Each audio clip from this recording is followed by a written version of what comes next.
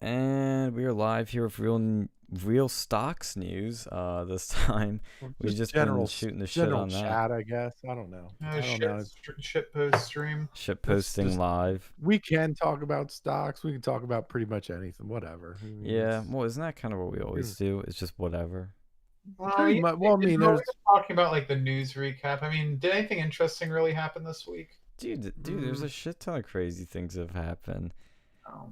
Like, first of all, there's the second presidential debate is probably canceled.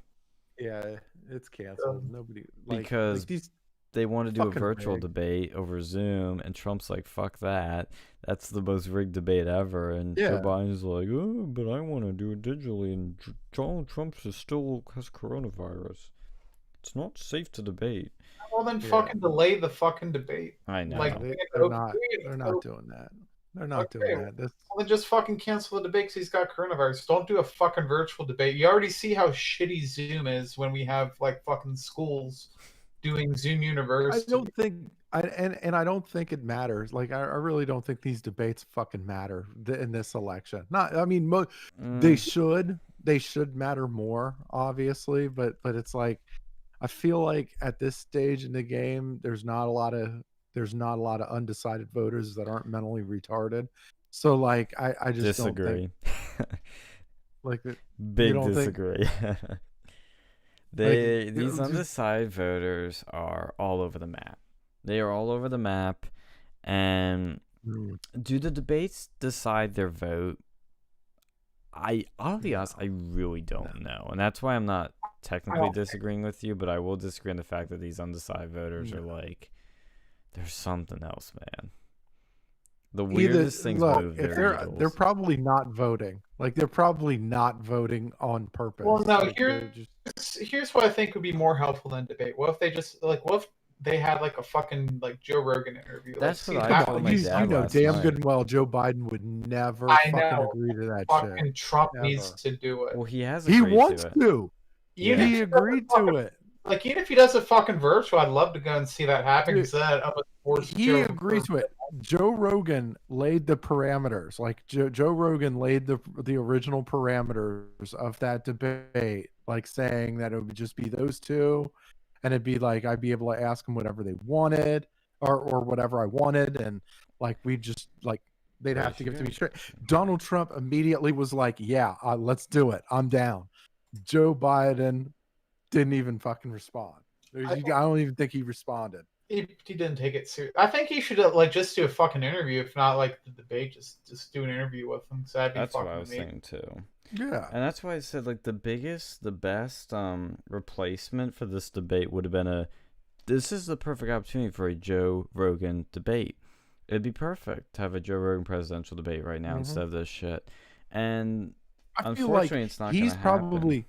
I feel like Joe Rogan's probably the most objective of the people that have been running that were supposed to be running these debates. Like, I think like he would probably be the most objective out of all of them. Like, yeah, he would have been the best moderator because like all these other ones have pictures with fucking like Joe Biden and they're like BFS with them. The one's writing a book, I think, on Hillary Clinton, the last one that did the VP debate. It's like these are all rigged. Joe Rogan would have been the fairest moderator by far, and I think it'd be more interesting because look, I mean that's why I think it's depressing about this. If there's one depressing thing you take from it, and by the way, it is officially canceled now. It's not that the presidential debate's canceled, but the fact that we had a chance right here to do a modern new media debate of sorts. Joe Rogan sitting down with Trump and Biden just shooting the shit or something. I don't know what it would look like, but it'd be great. And well, see, Joe Biden doesn't want to do it because he wants, like he's a fucking boomer. Well, and Trump's technically a boomer too, but he at least is like in touch with people. He's not having like boomers for Biden like events. Oh yeah, that cringe fest. I was gonna bring that up. Wants more. Biden wants more of a platform where he has control. Exactly, and he doesn't want something too long. Rogan's like could be 2-3 hours. Yeah. Good. Yeah, let me pull that shit up. I was scrolling the interwebs, as I love to do. Oh, no, I do not want to pin that tab for Boomers for Biden. Let's copy that. And but the one thing Trump did do, and I need to listen to the whole thing. There's a funny clip I'm going to pull. We got somebody in chat. Joseph Signor. Biden will never do it. Can't control the narrative with Joe Rogan. Exactly. He doesn't have a moderator in his pocket, so. Did you post the link to the video? What video? The YouTube video. Of what? The stream in the of our stream. Okay, yeah, I'll do that. Yes. Well, what I was gonna say though is what Trump did do, which was really cool from when the idea I heard of it, but it actually was a bit different. Supposedly Trump was going to host the Rush Limbaugh show. He actually did like a 2-hour full show, unedited interview with Rush, and I don't know if he took callers. I heard he was going to, but it was really cool. From what I heard, it was like really amazing, legendary stuff. And while he has the coronavirus, you know, while he's recovering from that, think about that. Well, and I remember be able to do that on a good day. Yeah, exactly. And the thing too that I was thinking too was he was on Handy the night before, and I saw a bit of that interview. Posted the link in general, by the way, and he coughed in it, and I thought, oh, they're gonna go all over him for that. And sure enough, they did. But he does his 2-hour interview of Rush, and nothing. There's no problems. It's perfect. Yeah. There's a funny part from that I'm gonna play for you guys. Like it had me laughing. Like it was one of those like pristine Trump moments. But yeah, here's the boomers for Biden thing. This is fucking real, people. I'm not making this up. This is on mobilize.us. It's part of Biden's official site. Yeah, it has all his fucking events. And one of them is Boomers for Biden, Rockin' Doo-Wop party hosted by John Bowser Baum. Wait, so Bowser? Yeah, you know he's a villain when he has Bowser hosting his parties. Mm-hmm. Yeah, like Bowser from fucking Mario. Oh, God. It's bad. I mean, this is the kind of behavior that is incongruent with somebody that's apparently up by 16 points in the polls, right? Yeah. This is this crazy behavior is not something that is congruent with somebody who's apparently up big in these fucking polls. And if he's so up in these polls, then why is he now door knocking, and why is he now doing rallies? They're not telling you something, folks. And Joseph Signor also posted, how do you guys see this election playing out? I feel that no matter what happens, neither side will concede. We can see some real unrest. But here's my thoughts on that. I used to think that same way, but sort of taking a history lesson, looking at how the United States used to be. Look at the 1960s. Craziest. That was a lot more of a tumultuous time. And no Civil War. Yeah, there was fucking Black Panthers, White Panthers, Weather Underground, and we still didn't have an actual Civil War. If we can have all that shit happen, versus what we have today is a few Antifa and Proud Boys duking it out in the streets and shit like that. This doesn't really scare me. I don't think anything's gonna really happen I agree. Compared to that. And then even look at the 30s. The 30s were pretty bad too. We had an actual depression. People lost their shit. There was a whole army at what was it, the volunteer army or whatever of those World War I vets who still haven't, or the bonus army who still didn't get their pay, marching on Washington. Still no Civil War. There was major socialist and fascist parties in the States. They were duking it out too. No Civil War. Yeah, and that's why I kept saying for the longest time that I just don't see a Civil War happening. It just never felt right, and I had some reasons at the time as why it didn't feel right. But somebody else pointed out how many, and I brought up on the show. They said how many major figures were assassinated in the 60s, and I thought, and they said, and we didn't have a Civil War. I think they made that point. I thought, gee, that's a good way of looking at it, because the 60s was arguably the craziest time in modern American history. And we aren't even close to that. We had a president pretty much get kicked out of office. We had like an assassination. Like it was the most insane time in recent history, and it still didn't devolve into a civil war. But then again, I Doesn't don't mean know it how couldn't many people have. Yeah. it could have, and we also had the Soviet Union too that was probably funding most of it. Right now, like I guess we have.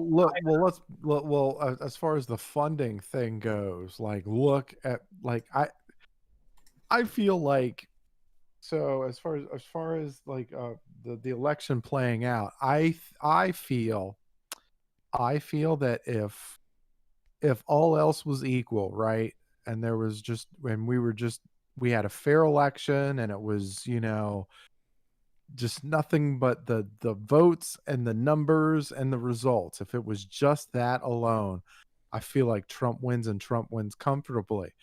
But I think, I mean, it's hard for me to not be convinced that cheating won't play a role in this election.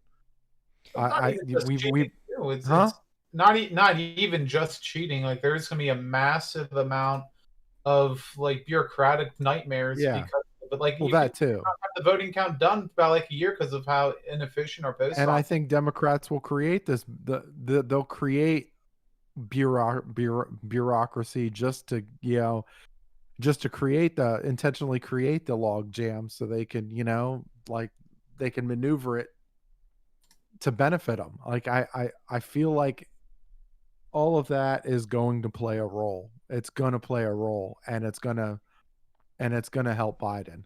Like it directly or indirectly, it's going to help Biden. I think the one thing that could end up making this into a civil war scenario is if there is some sort of significant fraud going on the election night, and both of them basically try to assume power. And the thing too is that won't happen because the amount of poll watchers that are going to be at every single polling location is going to be an insane amount. I mean, are they going to be able to watch the remote ballot or whatever? Yeah, literally my job specifically after election day is going to be at County Board of Elections every single day, every single minute, every single second until every single mail-in ballot is counted properly. Oh God, I don't feel sorry for. I mean, I feel sorry for you for that, man. I don't feel. In other words, I won't be off this job till 2024, so I will see you guys then. But the good thing too is, like, joking aside of how long it's gonna take, like it probably is only gonna take 1 to 2 weeks. Is my guess. 2 weeks at because people keep saying, "Oh, we're not gonna know the results till like February or inauguration." I'm like, no. Some stuff may be strung up in courts. I can see that, but in the primaries, it took them like till the end of the following week to count them all, and now the amount of staff that's going to be at polling places is going to be double or triple that. And yes, there's definitely going to be more ballots, no shit, but with more manpower, theoretically it could take the same time, maybe just a little bit longer. So I see 2 weeks max till the final results. I mean, do you think there's going to be like voter like intimidation or something, like Democrats Absolutely. going in there? Oh, absolutely. Like trying to go and scurry the poll watchers. Intimidating the poll watchers? Yeah.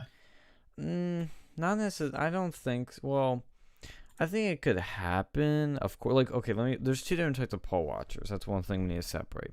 There are the people that stand outside. They give you those sample ballots to tell you to vote for Joe Schmo and to vote red or vote blue. Those people can be easily intimidating because they're outside. The people on the inside are a different case. Those are your paid poll watchers. They're the professionals. They're counting shit. They're making sure everything's done properly. Those are the more important people. Like, they are the important people. Those people, theoretically, somebody could pay them off and do a bunch of shit like that, but I don't think they'd be intimidated. And the people that do that tend to be older people, which comes with its pluses and minuses, but they're going to be the more dedicated people. They're going to be, and the people I know that want to do this are the people that want to make sure it's done right. So as much as there is fraud in this country, don't get me wrong, there's fraud with voting. Project Veritas uncovered probably the biggest example in recent elections, but we are very secure and protected compared to a lot of other countries where dictators win with 97% of the vote from the population that hates them. Yeah. I feel like I know that the majority of Trump voters are probably going to be showing up November. Oh, dude. They're showing up because I know I am. I'm showing up. I'm not leaving it to no fucking mail-in ballot. I am showing my ass the up. percentage that will be. I mean, it will probably. I keep hearing like we should look at the early voting numbers because they're kind of interesting, even though they don't mean anything. But from my personal experience, I've knocked on over like 11,000 doors now, and when I mean 99% of the people I've talked to, they're voting Trump or voting in person, I am not even exaggerating. It is 99%. I have maybe given out, I don't even think I've given out more mail-in ballots that I have fingers when I go door to door. And ones that have already said they're voting by mail, again, it's probably not more than the fingers I have in my hands. That doesn't, of course, include the people that have already done it, that I haven't talked to. And there's many different counties in many different states with many different types of people. Yeah. And I've mailed out a lot of them.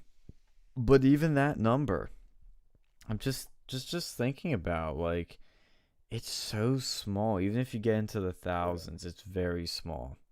Like, they will risk, like Trump voters are incredibly passionate people. Like, they will stand in a voting polls. They will stand in a voting booth in midst of a hurricane to fucking vote for that man. Like me, I would. Well, here's the thing too. Do you think that like some Democrat areas or like, you know, shady people will shut down like polling places the day of because of like a coronavirus? This is one thing that is happening. There are some polling locations that are being I think the best term I can use is consolidated due to COVID. If you have a really shitty polling place that they can't socially distance properly, and just for a bunch of factors that it wouldn't be safe for COVID, those places are being temporarily I don't want to say shut down, but they're not being used for polling, and those voters are being notified of their new alternative voting location for this election. But the key thing to note is that voters are being notified. You can still vote in person. There's no way they can take that right from you. There's just no way. No way. Because here's what I could see happen. Is you get a Democrat out there, Democrat operative who has coronavirus or claims they have coronavirus, goes to the voting place and gets it shut down in the middle of the day. That's an interesting thought. What could they really do? Because, you know, it's in the middle of the day.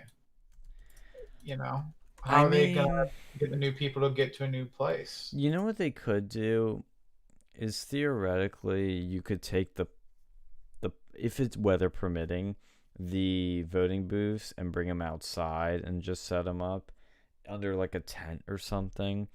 Like what you're saying is actually an interesting scenario, and I'd be curious to see if there's a way they're looking at dealing with that, but that could happen. Of course, what if somebody pulled a fire alarm or like something there? I mean, that could be reopened, but I don't know. I don't have an answer to that.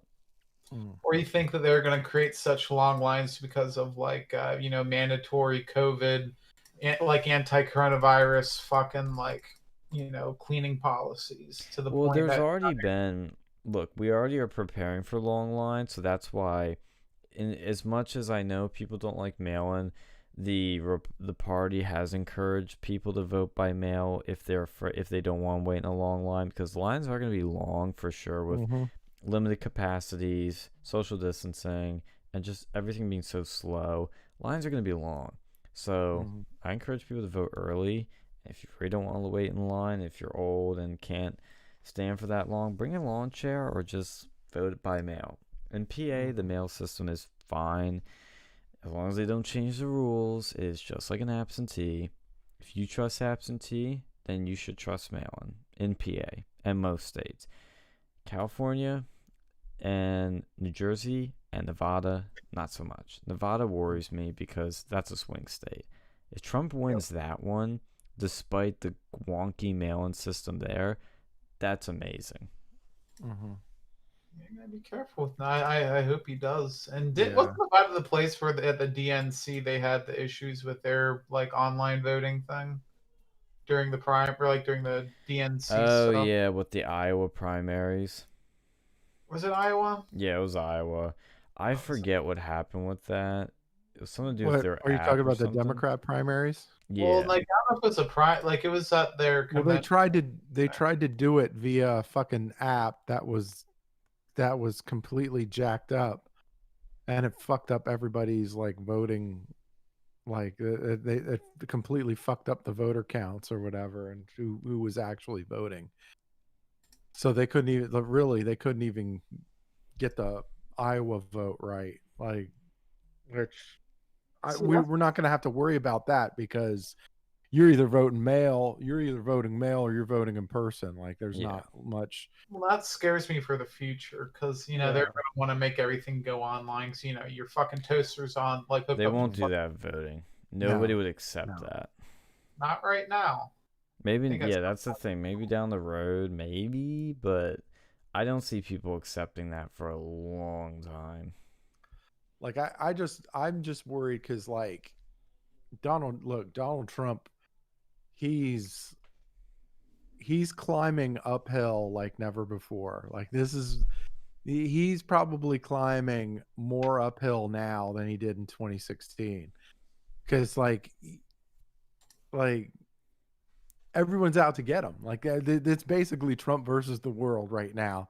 Like he's got his there's so many people that want him out. Like it's just like it's not just the Democrats. It's not just we're talking you got foreign governments pumping money into this fucking thing, like and like China, right?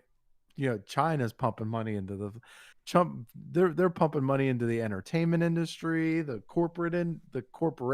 globalized corporations. Like Trump has been fucking with their money. You think China's going to want to keep him for another 4 years? Hell no. They want him out, and they know that Biden will basically he'll give in to any and all of China's demands if he's in power. So of course he simps for China. Yeah, Beijing Biden. The trade deal, between the trade deal and the tariffs, China's losing like in the hundreds of billions. You think it's going to be shit for them to just dump a couple $1 billion into this fucking election? Like that's nothing. That's nothing for China. Like especially when they're looking at trying to get back, what they lost and then some. Like they're going to do it. Look at Saudi Arabia, right? We're energy independent, right? You think the Saudis are fucking happy about that shit? No. We were buying oil left and right from OPEC. You think those OPEC fuckers are happy that we're energy independent? Nope. Like that they're looking to fuck it. They want things to go back to the way things were too. Like look at even Russia with the whole, the arms pact, right? When Trump pulled out of the arms pact, you think Russia liked that shit? No. What arms pact? What are we talking about? There was a arms pact, like saying that that we wouldn't develop like there was like an agreement that we wouldn't develop certain weapons, and that was a pact that we had with Russia. And then Trump was like, dude, this is bullshit, we're getting out of it, because they know that Russia's developing whatever the fuck they want anyway. So it's like, well, why do we even have this fucking pact? And it's like very similar to like NATO, right? Very similar like NATO. Like why the fuck are we like, why are we footing the bill for this fucking NATO shit when all Europe's doing is taking that money and buying natural gas from Russia, when NATO was created to defend itself against Russia?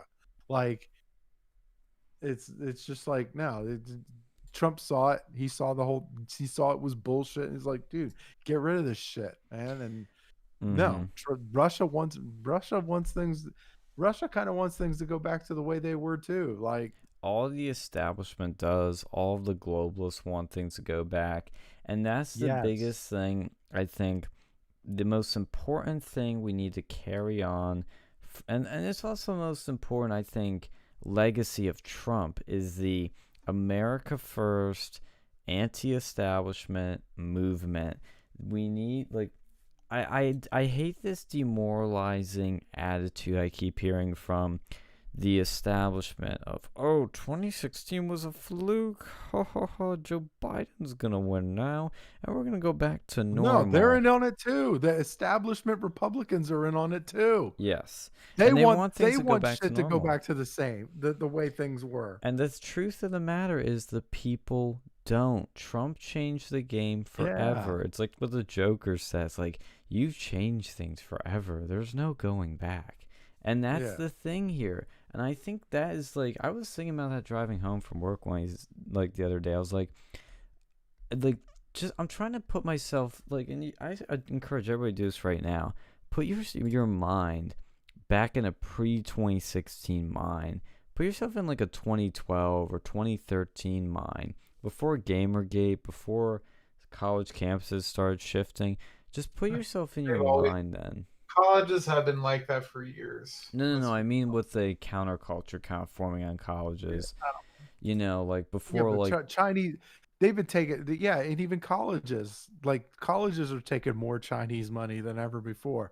They want things to go back to the way that they were. Like there's a lot at stake in this election for them. Like this is desperate. This is desperate times for them. If we can win, if we can win this election, like we could stick it to these people once and for all. And that's the thing that this is about too, is it's not just like re-electing somebody we like. It's gonna cut taxes and, you know, lower immigration and have better trade deals. It's about continuing this legacy, about continuing the fight against the insiders, the outsiders versus the insiders. This is not going to be a fluke, and that's what I think is so freaking, you know, important, is that we need to continue this legacy. And I think that's the biggest accomplishment of Trump is the movement he started. The move, well, or should I say he didn't really start it, but he kind of did. I mean, I don't know. I was watching this documentary, and like some people even point out to who is that lady from Alaska? Sarah Palin. Yeah, she was kind of populist. That was she was almost like a proto-Trump. No. You'd have to. I think the earliest example of Trump was Pat Buchanan running. He was talking, and Ross Perot too. They were both talking about China, the trade deals, the manufacturing, the changing America, and they went in a different direction in some ways. Like Buchanan goes more into demographics, but Trump was, but the illegal immigration thing was still a big piece of it, and that's where Trump just put a better spin and style on it and put it in. She packaged things better. But what I'm saying is that stuff was sort of building, and the Tea Party was a part of that. Tea Party was so important. It was like a prelude, like the prologue. But Trump is like chapter one of this movement, and that's what I'm trying to say. And he has inspired Matt Gaetz, Laura Loomer, all these people running for Congress or in Congress. They're different. They're fighting the system, and that's like a main selling point for them. That wasn't a thing before, and it now is, and you got to keep it up. And yet, all these polls, this is what I want to dive into next a little quickly, and you guys can keep going with the things you were saying, but all these polls here, I'm on NBC's website. They have some early voting stats I want to dive into. Pennsylvania, Biden's up 13 points, which makes no fucking sense. That's the most bullshit poll ever. There's no way. It's literally 2016 all over again. It is. It's I think literally it's worse. 2016 all over again. I think it's worse, dude. I think these polls are going to be more wrong than 2016. Florida, 11%. There's no way that Biden's ahead 11%. Look, should Trump pull this re-election off, we need to go after. We need to go after these these conservative figureheads that have been relying on these polls once again. Ben Shapiro, I'm fucking talking to you.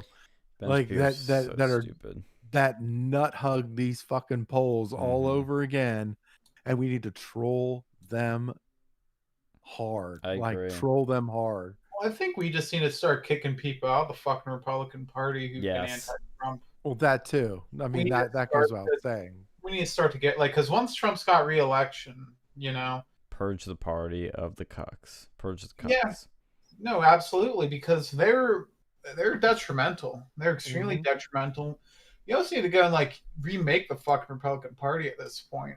Well, that's what Trump is doing. Grifters and shit out there that it's become a national, like it's become a fucking issue. Like his whole like, the before 2018, like 2016 to 2018, when they had both houses, they could have done so much shit, but there's so many like anti-Trump cucks out there.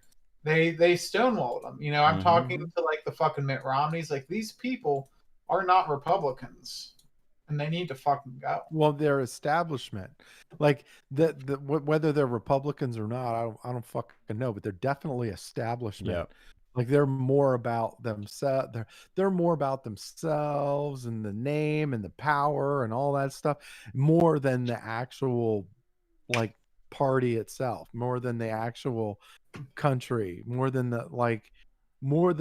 what they're supposed to do within their job title. Like it's Trump reopened the fucking, like he opened people's eyes. Like it's like, look, Yep.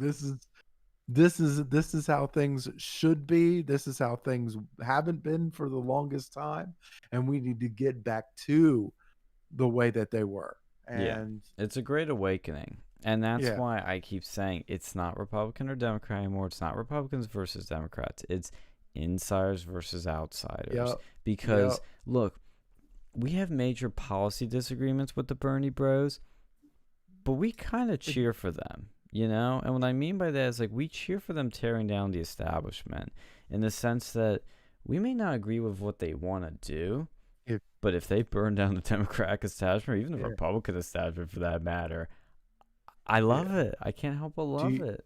If you don't believe us, just look at the proposed stimulus that Trump and his team are trying to push. Who's fighting it? Who's fighting it right now? It's the establishment. I'm interested in that. Like, what's been going on with Nancy Pelosi now bringing up the 25th Amendment? Like, I wanted to talk about that too. I think what the fuck does she really think she's going to do? They already tried to impeach him.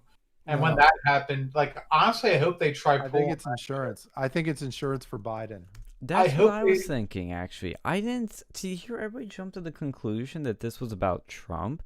I think she's priming people. I think they're for cocky. Biden. I think they're getting smug. I really do. I think that the left is getting smug all over again. Like, because you remember 2016, how smug the fucking left was, how they thought, oh, we got this in the bag. It's fucking Hillary Clinton's going to be the next president. I think they're worried. I don't see, this isn't something that you would do if you're winning. Exactly. But this is, that's what I'm saying. That's kind of, people that act that smug are actually, they're actually hiding, they're actually have a, forget what the right word. It's like they're overcompensating. Like they're overcompensating for like an actual like their actual worry. Like, and so it's like a dude compensating. Think for about his... think about that vice presidential debate, right? You remember how smug fucking Kamala Harris looked? Oh, yeah. Like the whole debate, she was looking real smug, and then like Mike Pence wiped that smirk right off her face. Like this is what we're talking about here. It's like they're doing this smug shit all over again. Like this tells you all you need to know. But what's stupid about it? Well, see, this is why I don't think this 25th Amendment thing has to do with Trump, is because let's just look at the simple constitutional powers here. Mhm. You need the approval of not only your Congress to remove the president with the 25th Amendment or, sideline him. You also need the approval of the vice president. Okay? So Yeah. you can't get rid of Trump with this because Uncle Mike Yeah. ain't going to do that. He's loyal. He's not going to do Yeah. that. That'd be suicide. And in more ways than you could imagine. Yeah. So that's why I totally agree with you, Phil. When I first heard this, I thought this isn't about Trump. This isn't Nancy worrying about Trump. This is Nancy thinking about Biden. Now, at the same time, if you are winning, you wouldn't, even if you want to get rid of Biden and put Kamala, which is what they want, you wouldn't be fucking talking about this. If you're 12 points ahead in these battleground polls, you wouldn't be talking about something this wacky. Okay? It's stupid. And I hope they pull it on Trump if that turns out to be their intent, is Trump not Biden. I hope they do it. Be the best thing for him. He would easily win in a landslide, but another thing to consider. Did she specifically threaten Trump with that too? I'll look into it, but I think kind of. I need to check. I mean, wouldn't they need the Senate to fucking pull that shit off too? Well, like I said, they need the House, the Senate, and the Vice President. Yeah. But it says here in this article, Pelosi unveils 25th Amendment bill or bid, but says it's not about Trump. He will face the judgment of voters. Okay, Nancy. Mm-hmm. But I want to make an important point, which is about these polls. And Trump won Florida by a little over 1%, 1.5. He had 100,000 votes more than Biden. Do these polls, with a 12-point swing, 12-point difference, that means 100,000 voters times 12. So what's that, 1.2 million voters if I'm doing my math right? Do you really think 1.2 million voters in the past 4 years just went, don't like Trump anymore, going for the Democrat that wants to raise my taxes and take my guns? Do you really think those people just changed or disappeared? No. These polls are so stupid. Anybody who believes them is an idiot. I'm sorry. I have no sympathies. You're an idiot. If you believe over 1 million people have changed their minds in 4 years. It just doesn't happen. That these are, it's just made by fucking poli-sci majors who have nothing better to do and want to pretend they're doing something. Pretty much. And then other poli-sci majors retweet them and go oh, look at these polls. When I posted my map on Facebook, I had all these people but the polls show this, so the map's gonna look like this. It gives them something to write about. Pretty much, it just gives them something to write about. And something to talk about on the fucking news, because it's you're trying, they're really trying. Look, these again, we're going back to Trump versus the world, right? A lot of these polls are CNN, Fox, even Fox is Fox is shit in the bed too, with the whole Biden thing. I think they're kind of cozying up to Biden too. I'm I don't think that this. I think that these are people that just want things to go back to the way that they were. And another thing, with the with the uphill climb, one of the reasons that I say that I look at anytime I turn on my television, or even well, I don't do it anymore. I don't do it on YouTube because I have the premium service. So I don't watch any of the political ads. But yeah, most of the political ads on television and stuff, they're almost all Biden, which tells me that I don't think it's a money issue, but I do think it's an accessibility issue. I think that I think that the Democrats and these fucking media companies are setting up roadblocks for Donald Trump, and I think that they're probably raising the prices for the ads as well. I think the ads are probably more expensive for Trump than they are for Biden. I think that too. Well, here's the thing too. Like I've noticed, the TV ads might be pro Biden, but I've noticed like there's a lot of pro Trump. Like if you go and look at billboards and stuff, Yeah. I see that, and I think that's quite telling because you have all Well, you these can't. billboards. I mean, you can't rig a bill. I mean, you really can't rig a billboard. Like you could rig access to a fucking ad, like a TV ad. They just pull that shit, like whatever. Like you can't, like a billboard. That's a little bit more. That's a little bit more concrete. And then there's a lot. There were quite a few billboards in 2016 too. I do remember that there was a lot of, like, being here in Lancaster. There's a lot of billboards. There was a lot of billboards here in Lancaster too. Oh yeah. Now I want to talk about this very quick. Well, actually, let's do this first. I'll come back to that because I have an idea. Well, actually, maybe I'll ask you first real quick. Do we think TV ads are overrated in terms of persuasion and or mobilization? Yeah, I don't think people give a shit about those. They get more annoyed about advertisements. Yeah, there's an annoyance now. There is a What about growing annoyance of subconsciously, political though? ads.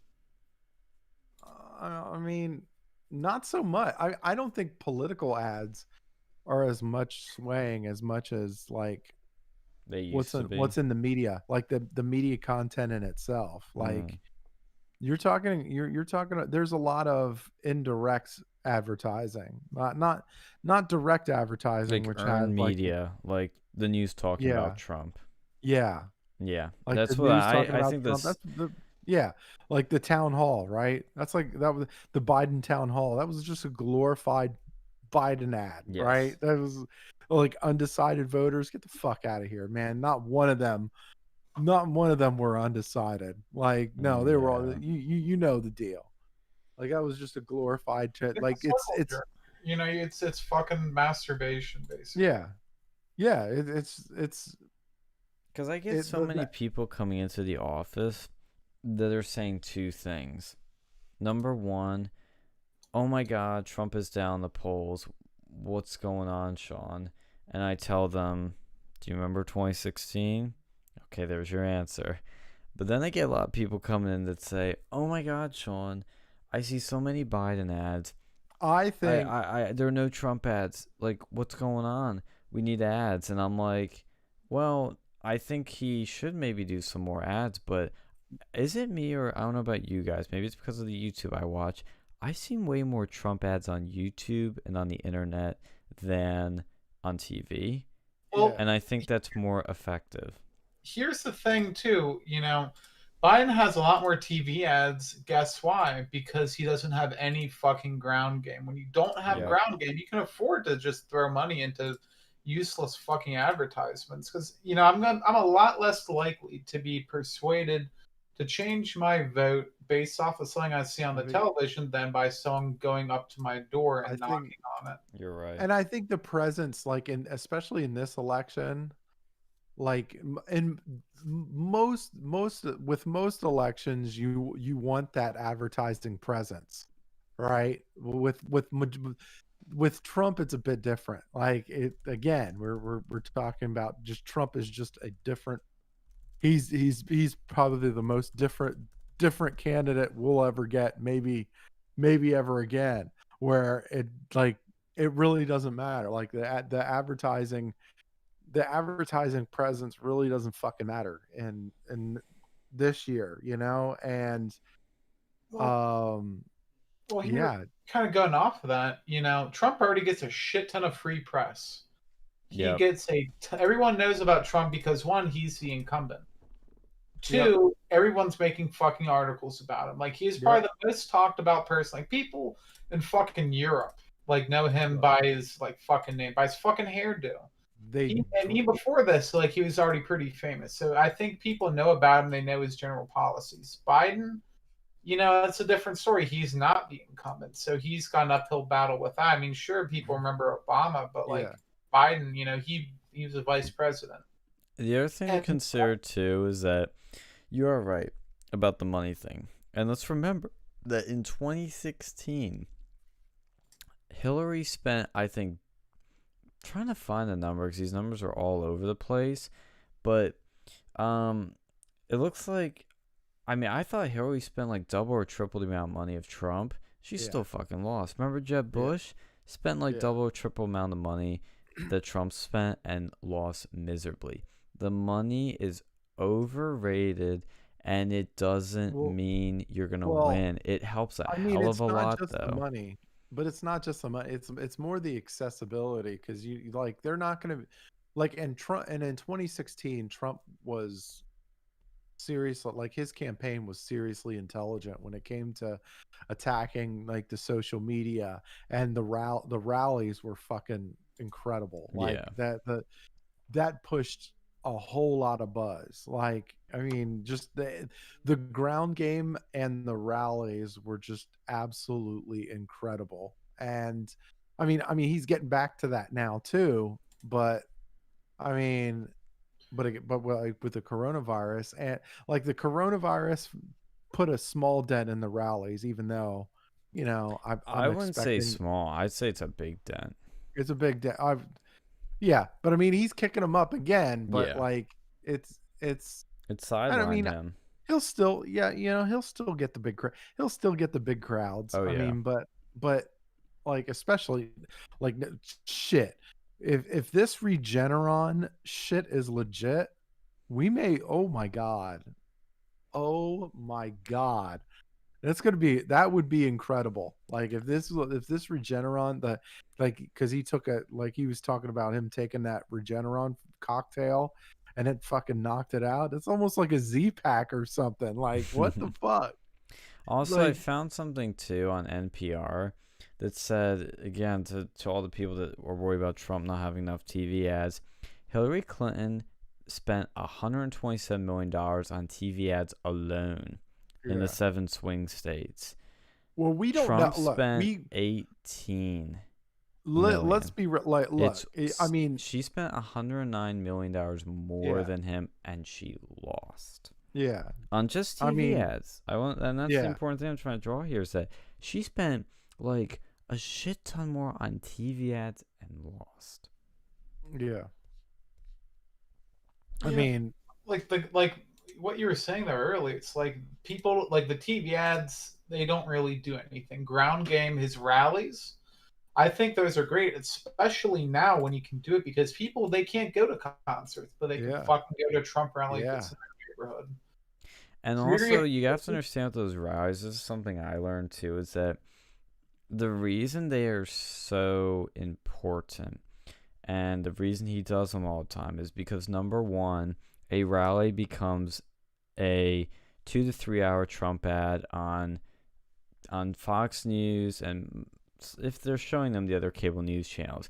It also creates sound bites, which drive headlines, which keep you in the news all the time. And number three is that and I bet you guys have noticed this too, when a Trump rally comes to town, everybody's talking about it. It is like, well, now it is the president. Apparently, there's coming to another town. one. Apparently, there's another one coming to Pennsylvania. There's one coming to Johnstown. Oh, What's that? That's around Altoona. It's not. I know what dude. Johnstown isn't, like when. I think it's Tuesday. Dude, I kind of want to go. See, I wish that they would like do this on the weekend or something, because like Tuesday at 7, Tuesday. Shit, which means doors open at 4, and you'd have to get there like 2. I wish you would do them on the fucking weekends. I'd fucking go on the weekend. Well, he did the one near Lancaster and Harrisburg on a Saturday, the one that Phil went to. Yeah. Like, yeah, he did the one near me, like on, I think it was like a Tuesday or Wednesday or something. That pissed. I mean, I'm glad he came over here, but Take a day off. Yeah. I got like, I can't physically take a day off right now. Like, unless I literally like am dying. Like, Don't you have sick days? Man, we have 3 people for a whole fucking week. Do you have sick days? Yeah, but use one. I know, but man, I'd be a Chad, be your own boss, use your leverage, play the game, power move. Dude, how many of these are going to be, how many of these things you really think you're going to get to go to? Once in a lifetime experience or some bullshit like. I'm telling you, it's fucking legend. It is fucking legend, man. Yeah. I can't wait to go to a proper rally. Like, dude, I can't wait. If he comes down again, I'll take a fucking time off There for you that. go. Yeah, We there you should go. all go to one together. That would be the I'm best telling thing you. ever. Well, if you can do Yeah. another one in Harrisburg or somewhere around there, I'd fucking do it. Or like York. Well, I think what he's okay, and I keep my fingers crossed. He has to do this when he does his victory tour, like he did in 16. That'll probably be the only one I can go to because I can't go to these ones with my job. Literally not allowed to. But Yeah. when he does the victory tour, maybe even inauguration, I don't know if we're gonna get like cool tickets to that or anything. I mean, I would assume we would, but like the victory one, we should plan on one for that. I don't know if it's gonna have the same energy as like a campaign ride, but it's like I feel like it'll still be really cool. Yeah. Yeah, I'd be down if we can figure something out for inauguration. Cause we didn't go to the 116, remember? Oh yeah. And I was pissed about that because a certain person got invited to the place, but not fucking me. Because, well, I mean, good, he's friends with those people. I mean, But didn't we really just kind of decide not to because like we had the tickets, but it was just logistically not gonna happen. yeah, because the person they let a certain person who shoved a strap on up his ass over invited them over. But I mean, to be fair, I'm thankful because these people are now Bad. notorious, like fucking infamous. But looking like, yeah, I wish I would have fucking been invited to that shit. Me But too. I kind of. That's if the one thing I have a slight regret was that, and instead we went to a fucking anime convention. So what the fuck is wrong with us? Which we crashed. We crashed. We weren't participants per se. Man, see, I miss her. We fucked up that last one. We should have. We fucked up. Dude, there was some like we should have went to the fucking 18+ event and crashed that. That would have been funny. That's You true. fucking sick that we had to do the fucking radio show, but fuck it, next time we need to bring the radio or the fucking The no show longer radio to the show. convention. Yes, we need to get a fucking booth there. That's look. I know we're getting on a tangent here, but this is kind of stuff we need to talk about once this election's over. But like, especially with my wacky, like, crazy, insane job. Once we're done with that, this whole election's behind us. We need to like have like a plan, like our political master plan. Because we have this show, we have this channel, we have this new org we're working on. Like, we need to figure out what are our battles. We have a battle plan. We need like a battle plan. You know what's the war map gonna look like? I'm telling you, you need to make that book. The book, yes, that's First another book, part of it. do the one book, that your college career, and then like a couple years later you can do a fucking sequel with certain other things. People are gonna start connecting the dots at that point and be like, Hey, fuck it, man. If you can make $1 million off that, well, probably not. Well, hopefully, man, you might be able to make $1 million off that. Like, see, that'd be something interesting. People would, especially if Trump wins another semester. If he I wins just started another- investing in the stock market. I can't have fucking Joe Biden winning. Like, there you go. the stock market's gonna eat shit if he wins. Yeah, that's what I'm. Well, see, I don't know. I invest in some oil things, and I feel that if he does that, American oil production will shit the bed. But I invest in like Shell, and that's like an international company. So, like, Yeah. I think I'd actually that particular investment. Although over here, like either way, I don't think it'd really do too bad because it's so shitty right now. But like, man, I don't know. I see they have that fucking cracker plant over like near me. I want to see that shit built, man. There'd be so many fucking Pittsburgh jobs if they like when they actually get that thing up and running. There's already like 5,000 like construction jobs just related to that. Like one of the world's largest like cranes is over there. Like it's pretty fucking legit. Nice. But by the way, I watched the movie Bombshell. Oh yeah, because that's And I on. gotta- Is that on HBO now? Yeah, I gotta admit that was like the biggest load of shit that I think I may have ever watched. What was Like, Bombshell? It's about the Fox News. Megyn Kelly and the scandal. Roger Ailes lawsuits and shit like that. Like, God, what was that? I had to go and watch like fucking Outfoxed when I was in like high school. This poli sci class. It was such bullshit. what the fuck, man? Like, it was just like that movie. Like, that's 108 minutes that I'm never getting back. Like, Why what was it bad garbage. though? Like what Huh? about was bad for you? Well, it just it felt inaccurate, like extremely. Like one, Roger Ailes wasn't fired. He resigned because he didn't want to because he didn't want to he didn't want his he didn't want his presence to negatively affect the company, even though like they said, oh, he was fired and da da da, and it was like, well, no, he resigned from the company and then went to fucking work for the Trump team during the election. And yeah, I mean they made it look, they just, I don't know. Did it feel too like one-sided? Yeah. That's a problem with a lot of those movies.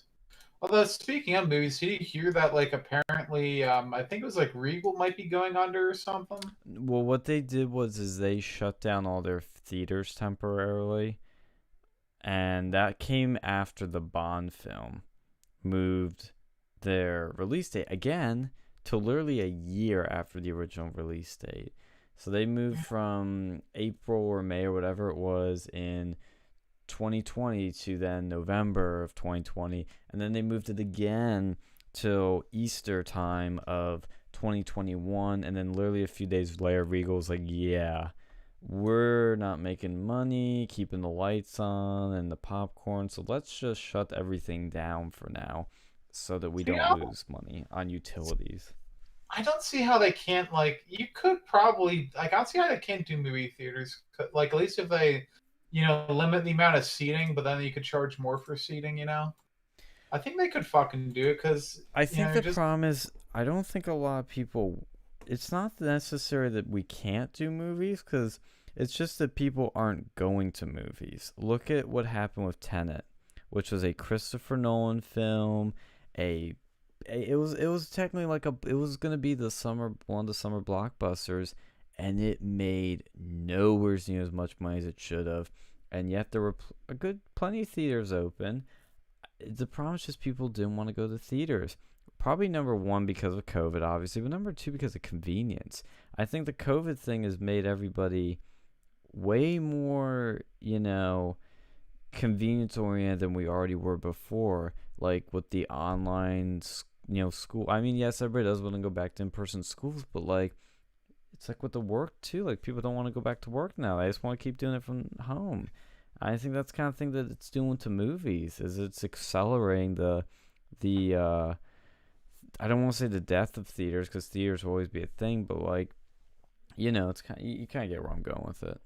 I don't know. See, like, I like that experience. Me Man. too. I like going to the movie theater. I like having the popcorn. I like drinking fucking soda. The big screen, the big sound. I love it too, but my girlfriend's just like, doesn't matter to me. I actually would rather watch it at home on Netflix, and that's how a lot of people are. I can't stand that because you have so much other distractions when you're in the movie theater. It's the way that the artist intended for it to be displayed. Yep. And when you're watching on the home theater, it's like, they don't have, you could be watching on like a shitty television, you could have shitty sound. You start playing with your phone. Yeah, that's the thing too. It's like you don't have that same sort of, like it's not real. Like it's not the same sort of thing, especially like horror movies, like especially with that, because there's a certain surrealness with that.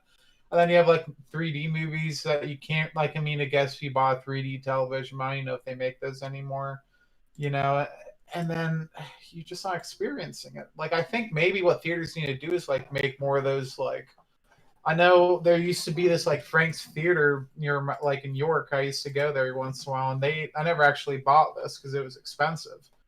But if they maybe lowered the price, they had those like seats that would like make you feel like you're in the movie or whatever. It'd be like motion and shit in there. If they did more stuff like that, I think that would be helpful. And like, go back, maybe make more like make more good 3D movies. Like, man, there was some 3D is a fad that is long and dead. No, there was some of them that were really good. Like, you ever see like Avatar in theaters with the fucking 3D? I saw it in theaters, but I did not see it with 3D. Nah, man, you had to see that shit in 3D. That was one of the few movies I think actually were fucking good with like the 3D. Like, it actually did it and it did it well. And there was like, what was it, Voyager or whatever, the spaceship simulator, whatever the fuck movie that was. Like, it was an alright. Like, if I watched this at home, I wouldn't have really gave a shit. But like in 3D, man, like there was some really cool stuff they did with that. But a lot of movies that do 3D, they don't. Like, it's just a regular movie with 3D, not like part of the experience. Like the original Avatar in 3D was like the movie itself. The plot line was like kind of bullshit, Dances with Wolves. But like the experience with like super high definition 3D shit popping out at you, like, man. What I Like, for like about fucking Avatar is that it got so much hype, and it was like the most generic movie ever. It's like, oh, man destroying nature, man bad. didn't see it in 3D though. That's like, it was a visual, fucking Experience. masterpiece. Like, that was like, everything else was kind of shit or like mediocre at best. Yeah. But just like looking at that and watching it in like fucking three, I think I saw an IMAX 3D or whatever. It was like fucking amazing. Hmm. It made it like one of the most interesting movie experiences I've ever had. And Interesting. I think that made all the difference with that movie. But a lot of the other 3D movies, I was like, oh, you can see Harry, like, and I was actually kind of cool with one Harry Potter, like the final one in 3D. I It's saw like, the only IMAX I ever saw actually. No, I know it's not 3D, but was the second to last Harry Potter, The Deathly Hallows Part 1. I saw that in oh IMAX for god, free. fuck that, fuck that, dude. Like, I hate that movie. Like, I actually like the Harry Potter movies, but that one was just such a shit show. Like, it was the most boring cash grab fucking movie that they could have just put half that stuff in, and they could have made one movie out of the final book. One like Lord of Rings movie, it's 3 hours, but the fat's trimmed and it's all together. I do agree. This is why IMAX kind of I have mixed feelings on it, because on the one hand, people saw like Mission Impossible Ghost Protocol in IMAX with the Burj Khalifa scene where he's like climbing on the Burj Khalifa, and they said like, dude, like that's the most amazing experience I've ever had in the theater. The IMAX is amazing. I never got to see that. That's where I think IMAX is great. But the problem with that is that made a really good movie like next level. What IMAX did to me was it took that Harry Potter movie, which was like an average Harry Potter, and made it like really good. And then when I watched it at home, I was like, this is not how I remember this. It like That's the IMAX. totally changed the experience for like, and I'm not saying it's bad. Like, I'm old now, so I might be able to, separate that better. But at the time, I remember thinking that was like the best Harry Potter, and then I came home and I was like, nope. Oh no, IMAX is just that much better. Like, that's what, like, high definition, and like in certain case, like, was it just regular IMAX or is it 3D IMAX? Well, I don't know how the 3D works now, but there's 3D, there's IMAX, there's regular movies, and then there's like what's happening in most of these theaters now is like it's a regular movie, like, but in 4K, which is noticeably better because these projections are not I good. thought all the movies were in 4K.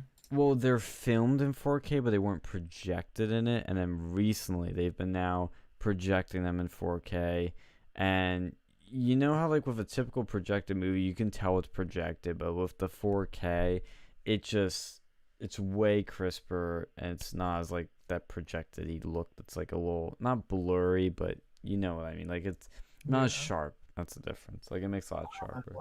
I don't know what is IMAX, and because it's like, I thought it was higher than 4K, whatever definition they use. IMAX is a very crazy high resolution, and it also has a very it's a bigger picture. Like, you have your typical widescreen, but the IMAX is a bigger picture to make it more immersive, I think, is the idea. I'll be honest, I don't remember a lot of what IMAX is, but I know the cameras were crazy expensive when they first came out. Like, when they were using them in The Dark Knight, they were using them in the bank robbery scene and the chase scene, the heist, like where they're transporting Harvey Dent. And I remember Christopher Nolan like broke, I think, multiple of those cameras, and it's like crazy how much money like he costed $multi-million, them. or It was it was, I think, even more than that. I can look it up, but they're much cheaper now, much lighter. They were notorious for being very big and bulky and just cumbersome to use, so nobody wanted to use them, but he wanted to because they were the best cameras you could get. Period. Well, see, I remember like back when I was like real young, they had IMAX when I was a kid, but like the only time I'd ever see it was we had this like museum or something. It was, and they'd have like nature documentaries and shit in like IMAX. And I went with my aunt to see that, and I was like, "Whoa, cool!" It's like fucking Everest or whatever. I And it's an wish IMAX. I'd seen Dark Knight and a lot of these other movies in IMAX. Like the problem is there's just no IMAX theaters. Like in State College, there's not an IMAX theater. I don't believe up there. Well, I know where Penn I went. Cinema. I think Frank's theaters in New York used to be IMAX, or there was some place in New York that had IMAX. Yeah, Penn Cinema in Lidditz. I mean, Oh, over and here, Liz, If you're, Lancaster. I was talking about the for Lancaster County. I mean, I could find IMAX here. It's just I usually wouldn't splurge on that because it was, it could get pretty expensive. But when I go with my uncle, like we'd go out there and we'd see every once in a while we'd see an IMAX. Hey, IMAX was cool. Like I went to a Falls Church IMAX down in DC, and that was when Scarface was. I got to see Scarface on IMAX. That was freaking cool. That is what's cool that IMAX does do, and those other like boutique theaters is like they show older stuff again, so you get the theater experience with something that either you forget the theater experience or you didn't have the chance to see it. I love that, and like I'm even seeing like they're bringing like a bunch of other movies back to IMAX, which is cool. The IMAX cameras, I think at the time of Dark Knight Rises were $500,000 per camera, but I could swear he broke a lot during Dark Knight and they were more expensive. I'm trying to figure that out. Well, I mean, that's not a lot. I mean, that's a lot of money. I mean, it grossed more than that much money, but that could really run up your budget like 500K per camera if you break them. But it was, that was something. I don't know. Like I feel like if there's certain cases, and I think 3D when used in certain cases would be good. But the problem was at a certain time period, every fucking movie was 3D, and that scared people away because if you're watching like a fucking stupid ass movie in 3D, you're paying extra to go and see it, and it doesn't really add any value. It's bullshit. But if it's like made with 3D in mind, like fucking Avatar, Phil, did you see Avatar? Do you see that one in 3D? Yeah, I did. It was pretty legit. Like I saw it regularly, and then I saw it in 3D. The 3D was definitely legit for that particular movie. Yeah, that's why I'm saying. Like, there are certain movies, and I think it was like Voyagers or whatever, the one with the dude in the spaceship.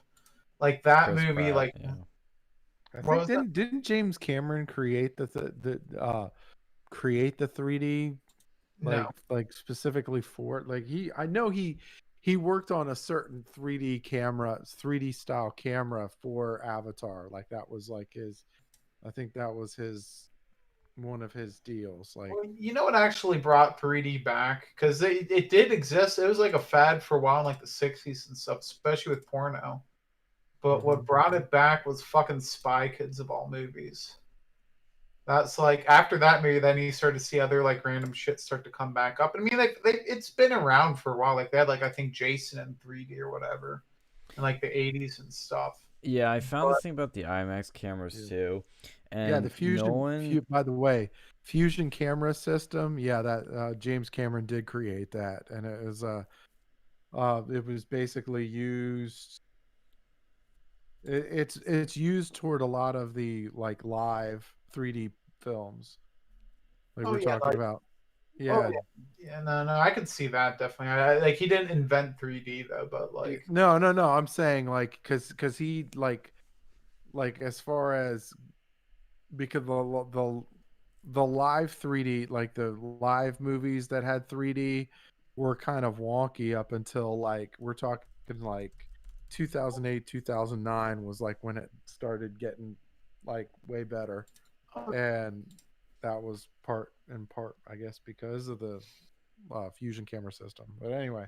Oh, it's supposedly Avatar 2 is going to be shown in glasses-free 3D. Mm-hmm. When are they gonna make that? Well, they've. Oh, I don't want to say they've made or not made it, but there was like a recent thing where like they kept that. That's a movie that's just been like delayed like the shit, and like oh, it's gonna happen now and happen. Oh, it's gonna happen. Well, you're not gonna release that shit during this whole coronavirus thing. No, you're gonna wait no. until like that movie, where the last one made like over $1 billion. Like fucking, no, you're gonna wait until everybody can see that movie to. Well, James Cameron says Avatar 2 is done. Avatar 3 is sort of 95% complete. The release date for Avatar 2 is in 2021. I think it said December 2021. Yeah, December 16, 20. Oh, sorry, December 16, 2022. $250 million budget. And it is.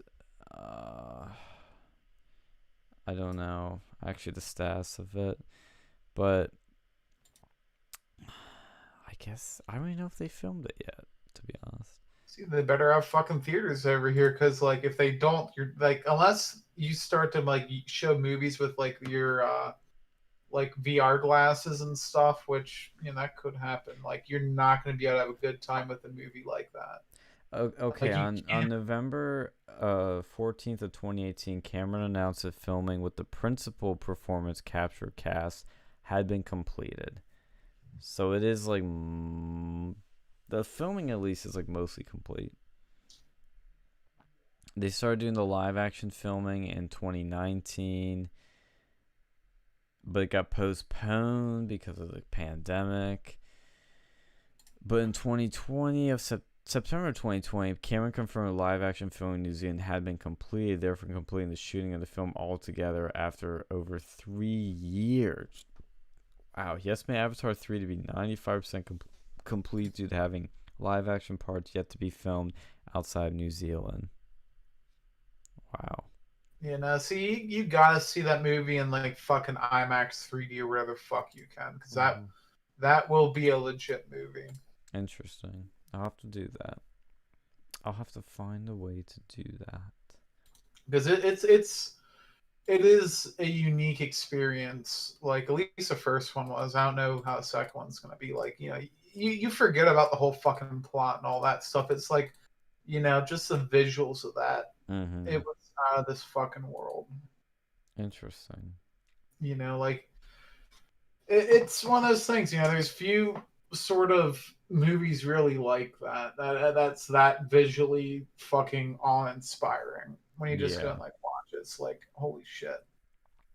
Interesting. Well, the one thing I was going to mention too about those IMAX cameras, correct the record, no one broke one of them when filming The Dark Knight. That was a $500,000 camera, but the big thing wasn't necessarily the price. It was that at the time there were only 4 IMAX cameras in existence, and he broke one of them. He broke another during The Dark Knight Rises. That was another $500,000, and he broke another one, or I think sunk one, literally in the water with Dunkirk. And he just breaks them right and left, which obviously, when you see how much money these movies gross, the money doesn't mean anything, but it's like crazy that you can just toss those. They only have a handful that, like, especially back then, it's more than just $500,000 because then you're delaying the movie, and there's what's the term for that? Exclusivity. The fucking economics term. No, it's the economics term for opportunity costs, because you basically fucked up your camera. Yeah. Just the cost of like paying for these actors on retainer and all that other shit. that creates probably more than just the initial price. And about Bombshell, because I was reading some articles about the accuracy of it. Megyn Kelly specifically called out a few moments that she said that the film got wrong. Particularly, she claims the elevator scene up to Roger Ailes' office was correct emotionally, how tense it was. But she said the scene that suggested she ran a debate question for now President Donald Trump by the Murdochs, or that Ailes applauded her for how she questioned Trump, was false. The notion that Roger liked the Donald Trump woman question, because it created controversy in a TV moment, was not true. Roger did not like the question at all and was very angry at me for asking it. At one point, he actually said to me, "No more female empowerment stuff." Yeah. I think I don't know. It just felt like it just felt like bullshit. It just had a bullshit feeling to it, because like when I was looking at it, then the timings was just like I get I get that it may have happened to like Gretchen Wilson or whatever, but I really doubt that it happened to Megyn Kelly. Like for me, I'm like, dude, she's like, because Megyn Kelly was already looking to be on her way out anyway. And it felt like a really good time to get out of that contract, like with as little tags as possible. I don't know. I had my doubts. I mean, was Roger Ailes a pervert? Probably, but Oh yeah. I mean, I don't know. I don't think that. Maybe he might have heard. I don't know. I feel like that type of language probably came with the territory, just because look, you're obvious, like you're selling sex with Fox News. Like it's look, you know what kind of women are at Fox News. Yeah, they're not hiring fucking ugly women.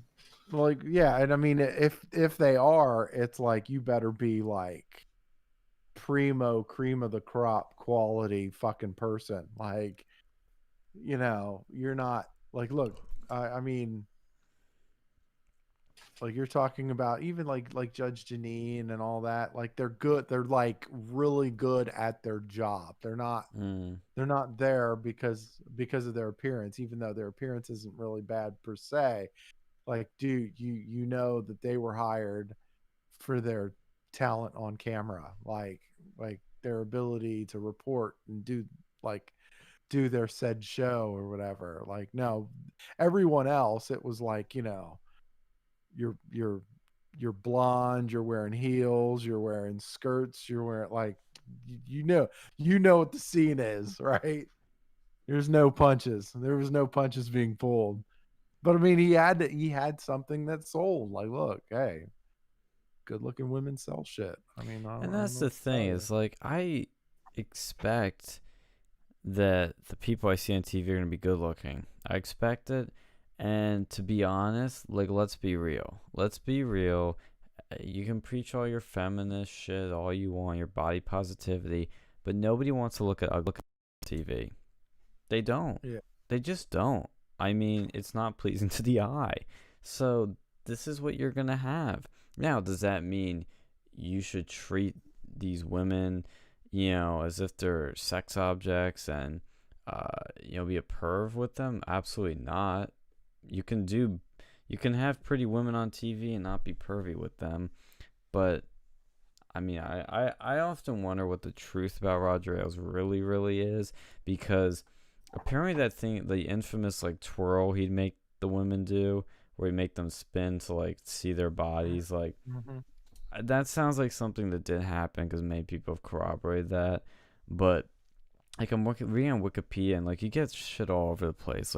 Some people are saying the film let Roger off easy, and that it was way worse. Where some said some of this wasn't too accurate, that's biased. Even Megyn Kelly took particular issue with the scene where Margot Robbie's character blames Kelly for not speaking up, calling the scene victim blaming, and knowing that the scene was, quote, written by a man. Okay. However, she also knows the scene belongs in the film to remind herself that she could have done more to help other victims. And that's the other thing, too, is like, let's consider this, too. I think Gretchen Carlson is the only credible, I don't want to say only credible, the most credible accuser, because she accused them, and she didn't, after it was all said and done, it's not like she got a job at NBC, or she got a job at some other big thing, or I think she did write a book, but like, she didn't use it as like a step to the next thing or to make herself the shit. Like, you don't even hear about Gretchen Carlson anymore. Yeah. And that's not to say Like, you can't stay in this business after and be credible, but I feel like Megyn Kelly's the type of person that maybe she was bothered by this stuff, but I don't think she was like devastated and couldn't move on with her life. yeah. Obviously, I mean, she fucking moved on. Yeah, exactly. well, yeah, but I mean, that was like, I think she was looking at like her contract was nearing the end, like at that time anyway. So like, I think she might have been looking at like what's an easy way for me to get out of this fucking contract or whatever, or make a clean getaway from Fox News versus, you know, yeah, because like, well, I mean, with Gretchen Carlson, it was like, well, she had recordings, like she was recording conversations with Roger Ailes, and like I think there was one conversation where, you know, like he went over the line, but like, I don't know, I just like it didn't feel like, I don't know, right? It felt like on its totality, it felt horse shit. And like, I mean, okay, so I don't know, Bill O'Reilly, like, because I mean, they lumped him up in that movie too, like they lumped Bill O'Reilly in with, like, oh, like because he had to settle sexual harassment lawsuits or whatever, but like, So what happened with that? Like, did anyone get caught like raping anyone, or is it just like? no, it was a lot. It was a lot of accusations and settlements, which again, in 2020, settlements don't necessarily mean guilt. Lawsuit, like settlements can happen just to say, just shut the fuck up, okay? We're making a ton of money. Here, just take your millions and just shut the fuck up from now on, like they did with, like the NFL did with Colin Kaepernick. Just, you know, And he still won't shut the fuck up about things either. yeah. I mean, he's not saying that they're blackballing him, or it's not coming from him. But I mean, yeah, but I mean, but it's not guilt. It's just like, look, we're making X amount of money. It's cheaper for us to just pay you, like Gretchen Carlson. Like, it's easier to just pay this bitch $20 million to just shut the fuck up, and than it would be to go through the whole rigmarole of a trial, and then pay a whole bunch of lawyers, and then pay a whole bunch of court costs, and maybe, like, you know, and then have like tons of fucking deliberations and all that shit. Like, and then like, it's just easier. Just take the money and go, right? It's like easier. It's easier that, like, and like they understood that. Like, big business understands that shit. It's just like, well, whatever. I mean, that's just shit in general too. It's like, you know, the vast majority of lawsuits end in settlements. Yeah, yeah, and a lot of them are just like, yeah, whatever, just go away. Yeah, it's a case of the thing, you know. It's just between the lawyers and stuff, the court costs, it tends to just Yeah. be cheaper. Like especially with Especially like in New Fox York, like a lawsuit in New York could cost millions. Like just, and not only that, it's like the reputation time. damage, especially for like Fox News. Yeah. Even if it's not true, it's a lot Yeah. easier to make an accusation than it is to recover from a fucking accusation. You know what I've Now who noticed knows? too? I'm reading Gretchen Carlson's Twitter feed, and man, she is she's a feminist, and in many ways sounds like a Democrat. Yeah. How in I the mean, hell did she get a job at Fox News? And to be clear, I do understand that Fox News is very PC and has a lot of Democrats working for them. yeah. Gavin McGinnis talks about that extensively, how they're pretty left wing in many ways. But That's it's what like I your mean. on air talent, though. I'm surprised. I wonder a few things now. Well, maybe like this whole thing changed, or I don't know, man. It could have. Just That's one possibility. There are possibilities that she's always been this way, and it's all, Fox News Well, really she is. used to, I mean, she did kind of have some like opinion, like lefty opinions too, like, which, like, I mean, you do have some that, you know, like You have like your like Juan you think New Williams and York, shit like that. you think it's in New York, and they're one of that's one of those jobs that was hiring, and like there was a little bit, like, I guess CNN was a little bit more competitive. Like CNN and MSNBC were a little bit more competitive at the time, and and like at that point, like Fox News was like a no-no station for like broadcast journalists in New York. Like once you go to Fox News, like that was like, that was it. Like that was like the resume death sentence. She's now working with People's Magazine. She joins Yeah. People, the TV show, as a special contributor. Uh, yeah, nobody gives a shit So about she's Gretchen joining a Carlson. tabloid, basically. Yeah.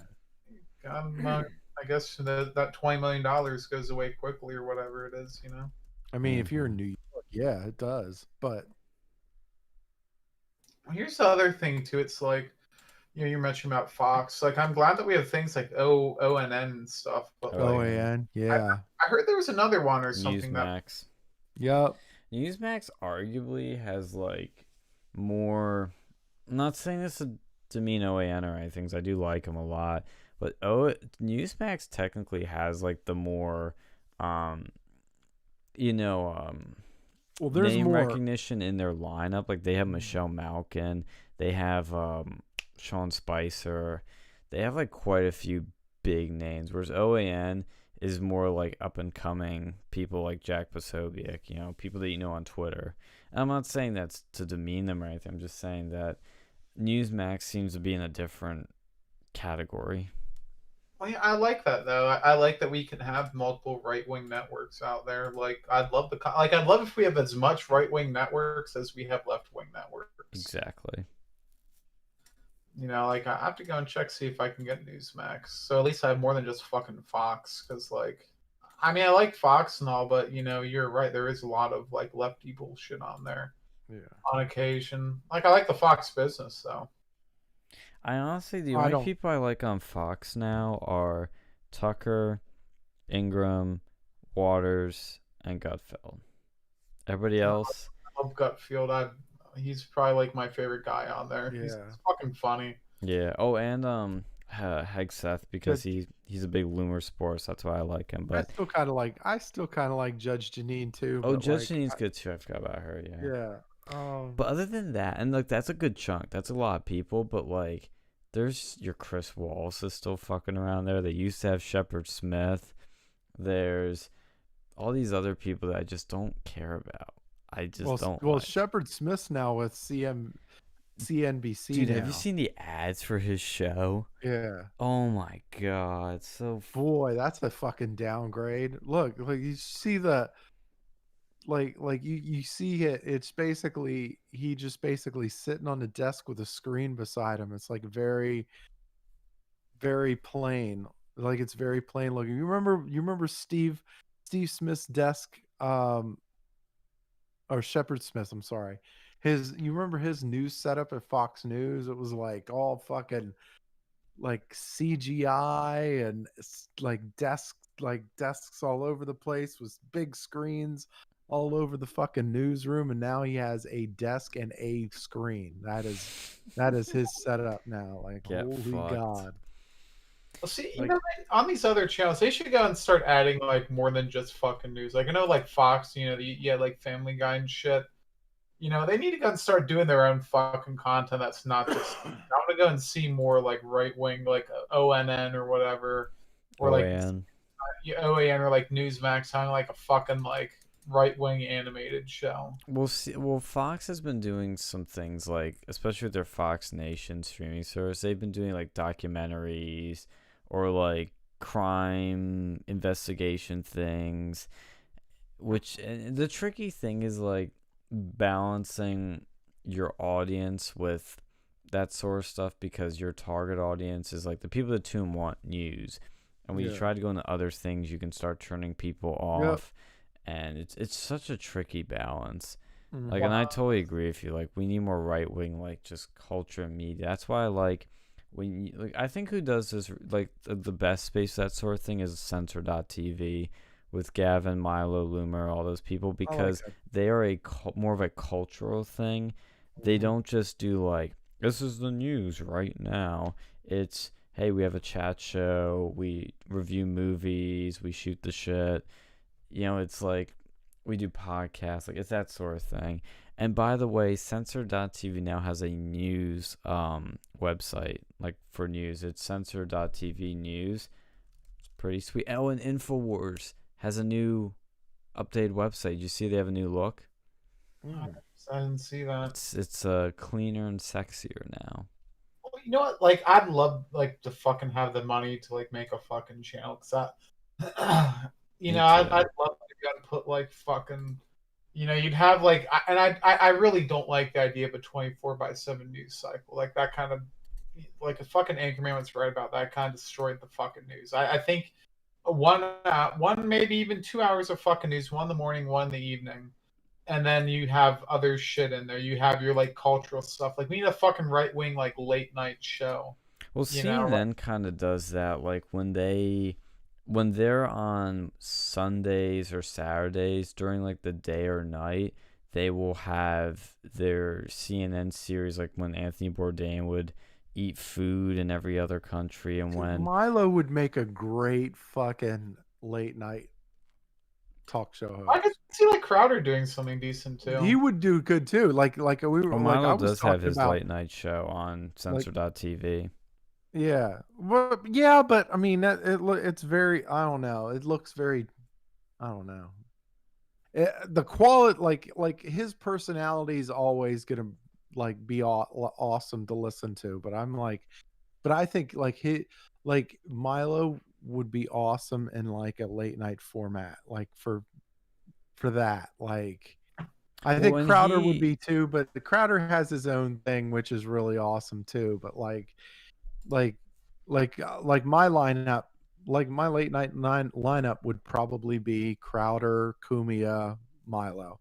That would be my lineup. I was gonna pick three, like a dream lineup for late night to take on all those people. It'd be Crowder, Kumia, Milo. Those would be. He has a new set on his show, which I think helps too with Milo, because he originally was doing this thing where it was just like a green screen, and it kind of worked, but I think it was a bit. Yeah.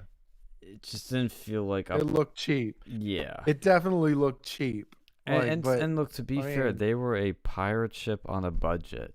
They were just starting up. Yeah. And so now they have more money, and they're building sets. They're getting. That's the thing too, is like it's getting there. Like I just posted a link for the Censor.tv news.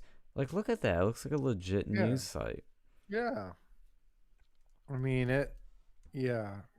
I mean I think Kumia is fucking legendary. Like he's legendary. Like he's just legendary. And Like he has his own paid subscription thing, which is cool too. But like I just like he's got that natural ability. Like Kumiya has that natural ability to like to do like the late night. Like he has that quick improv jokes on the fly. He interviews incredibly well. Like he's a phenomenal interviewer. I think that's like his big cat. All that time with Opie and Anthony, he was really good at it. I just like, but yeah, he would be like, and then Crowder's obviously doing his own thing, and like that works too. But yeah, if I had three people to come like go, fuck you NBC, like that would be it, right? It'd be 1, 2, 3. Let's take them out. And there's I posted an image or an Instagram post that has a couple photos of Milo's new set, which kind of some Joe Rogan vibes, that brick background, which I like, but it definitely looks way more legit, way more high quality. Well, see, that's kind of like my whole thing with the way that media's kind of been going. It's like, we have like Hulu and Netflix and shit now. It's like they're not the same as being able to go and watch a fucking channel. Yeah. Like, there's something to be said about watching like a fucking channel with content, like curated content. It's like an art form, and that, like, even if TV goes away, that's like you can still figure out a way to go and do that, like a sort of like live fucking feed with like just stuff. Like, sure, you can go and watch the stuff later, but like, man, I'd love to go and be able to watch like a whole fucking lineup of shit that I might be interested in. Well, the thing that's like really a weird, and I don't know if this is just a me thing, but the weird thing about our new way of consuming content is that we all want things on demand, when we want it, where we want it, how we want it. And I love that. Trust me, I love it so much. I don't like waiting for something to come on or waiting for commercials. At the same time, there's a lot of times when I sit down like, okay, I want to watch something. And then there's all these choices, and I'm like, I don't want to pick something. I just want to pick something for me. You know what I mean? And that's what I love about channels. Like, I wish that they made see, this would be like $1 million idea. Like, make something like YouTube, but like where the channels on there would actually be like a fucking TV channel where you just click it and you get more more similar fucking content. Don't they kind of have that with the autoplay though? No autoplay shit. Like, it's so like, yeah, I want it to be curated by someone. Like, that could, like, someone could fucking curate, like, okay, and it'd be fucking live, not just like a playlist, like a fucking live fucking channel. Yeah, France 24 does that, like where it's like a news station, but it's like, oh, but they have their live feed on their channel. Yep. Yeah, I know what you're talking about. That's actually probably the best solution. But it's like, at the same time, I wish things like Censor.tv or InfoWars would have like an actual TV channel where, and look, I guess cable is gonna totally go, I guess, but it's like, even with like Apple TV, you can like hit like a live channel for CBS or for Fox, and you get the live channel. I want that for Censor.tv or InfoWars too. Yeah, I think that there should be something. There should be something. I mean, I think there should be something like an Apple TV or whatever that's like for just everybody. Like just make it for anybody. Like if you personally want, if you want censored TV on there, you can have it on there. Or if you want InfoWars on there, you can have InfoWars on there. Whatever, just like whatever you want to put on that, like whatever channels you want to put on there, you should be able to put on there without like I don't know, because it's like, isn't that what, like, doesn't Roku or one of those other ones kind of allow it? But it's all fucking on-demand content. I don't want on-demand. I just want random shit that keeps playing, and then I can turn. Yeah. Like if I'm at like a shitty motel or something, or just like going to sleep and I'm watching television, like where it doesn't ask me every 5 minutes, "Are you still watching this?" No, that's the fucking point. Yeah. That's the way they could fucking do it, and it would be amazing. Just be able to go and watch your shit. and have it be like live stuff or like not even live stuff, just like content on there, man. And like related content, curated content by somebody that's a human, not just like some random like auto-generated playlist, which will just spew out random stuff and ask me to go and skip the fucking advertisement or whatever. I want to be able to have like I want to basically be able to have it'll be like cable television, but without fucking paying for cable, like internet, like cable TV. And I think that's where, and I know Apple's kind of playing with this, but I think you're eventually, and I think Apple TV is gonna be one of the Apple TV and Amazon, Fire TV are gonna be the two probably bigger ones that do this stuff, and whatever Google has, where instead of buying a cable box from Verizon, you buy a streaming box from Apple or Google or whoever, and it looks kind of similar to what you have now, where you fire it up and you can choose your Netflix, your Hulu, and all that stuff. But there will be like an app for just live. Not I don't know if you call it live TV anymore. It'll just be live.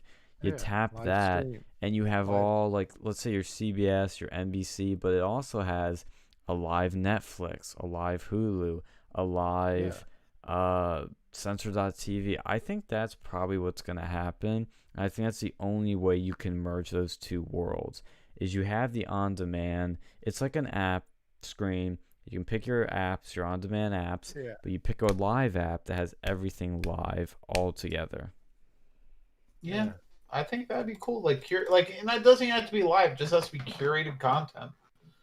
Like, so, like, it's like, it would have to be called live and be live for those worlds to merge and to be consumable by the average person. I mean, you kind of already do that with, like, I know with the Apple TV, like you put in Blaze TV, you can get live, like it'll have live TV for the most part. I mean, it has like pre-recorded stuff when there's not live stuff on, but like, and then if I have what I'm saying is that you need to kind of merge all those live feeds into one place. Like, for what that is, you have to go to Blaze TV to get the live feed.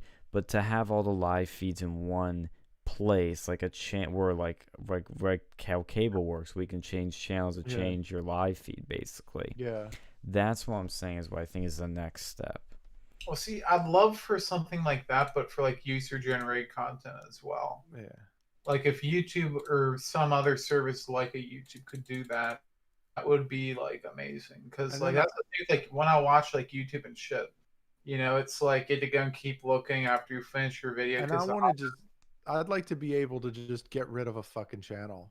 Like if I have a plan, like I just want to get rid of a fucking channel. Like I'm never gonna watch MSNBC. Just get rid of that shit. Like, well, that's get rid of that shit. Worry about those because everything's bundled, and then if you get rid of the channel, then you're not really. I wish you could at least just hide it. No, I wish you just get like the fucking get where you just pay for each channel or something like that. Like just probably could, but right now, like it'd be so expensive unless you bundle it. Like that's the thing. Like it would be ridiculous expensive. You save a lot of money by bundling. Yeah. But you're bundling a bunch of bullshit though. Yeah. Yeah, that's the thing. You're bundling one good channel with a bunch of bullshit. Yep. I think that would be something like just maybe have more like a greater selection of bundles to choose from instead of just like I know when I had Fios, they gave me a bunch of different options I could choose from. I get like a news package or like a movies package or whatever, but like the news package didn't have stuff that I wanted. But I think it actually had ONN or OAN, and I didn't know what it was at the time, so I was like, I don't even know what the fuck this channel is. I didn't watch it, but like looking back now, I wish I had that option with fucking Comcast. Now, here's the other thing too. It's like I think that the United States needs to do something about their fucking like these ISPs and cable companies and shit, 'cause it's ridiculous. Like let's be real here. Like when I was in Pittsburgh, man, I fucking loved it because I had like 2 or 3 cable companies I could go and fucking hook up to. But like over here, it's just fucking Comcast, so it's like expensive as shit, and I get like less shit than I did beforehand. And they can keep increasing the rates like every year, and there's pretty much nothing I can do if I want to have internet that's like faster than a snail's asshole.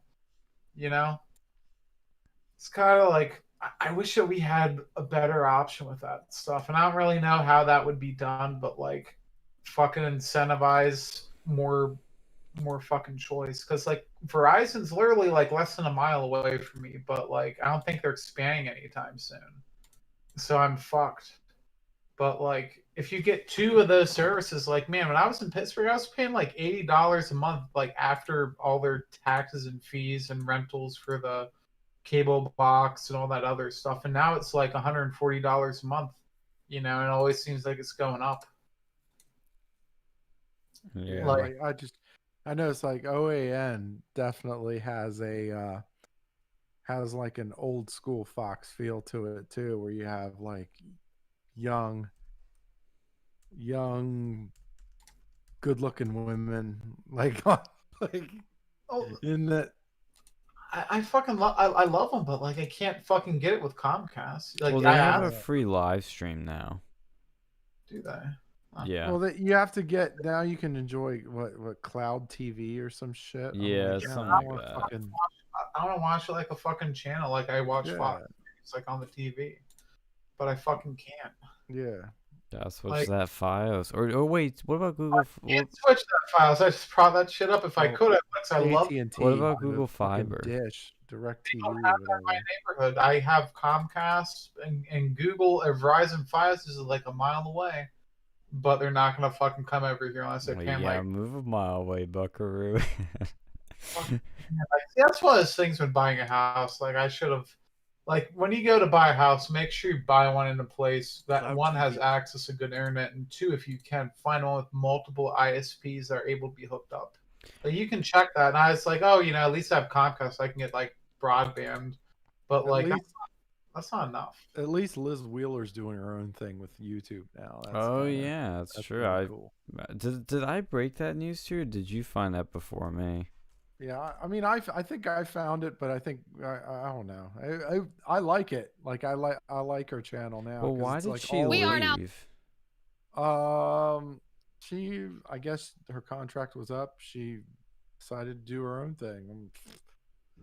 Like I think because she has gotten. I feel maybe she's gotten bigger than the channel. I guess, which to be honest, probably. Like I don't know. I think a lot of people now, because here's the thing, it's like, yeah, being independent is great. You can do what you want, say what you want, but man, it's hard not getting that guaranteed paycheck every week with healthcare and benefits and all that Yeah. jazz. It's not easy. That's with going, making your own business too. Like, Yeah.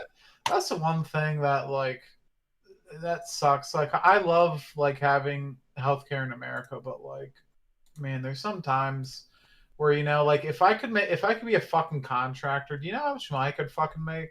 Mhm. Like, I could make a shit ton of money, but then I'd gonna pay for healthcare, so it'd still be like, when you had to deal with all that and all that other bullshit, it's like, and then have to worry about not having a job periodically. Like, see, it's fucked up. Like, I know a lot of people who are like, the National Guard and stuff, who can rely on that for like TRICARE.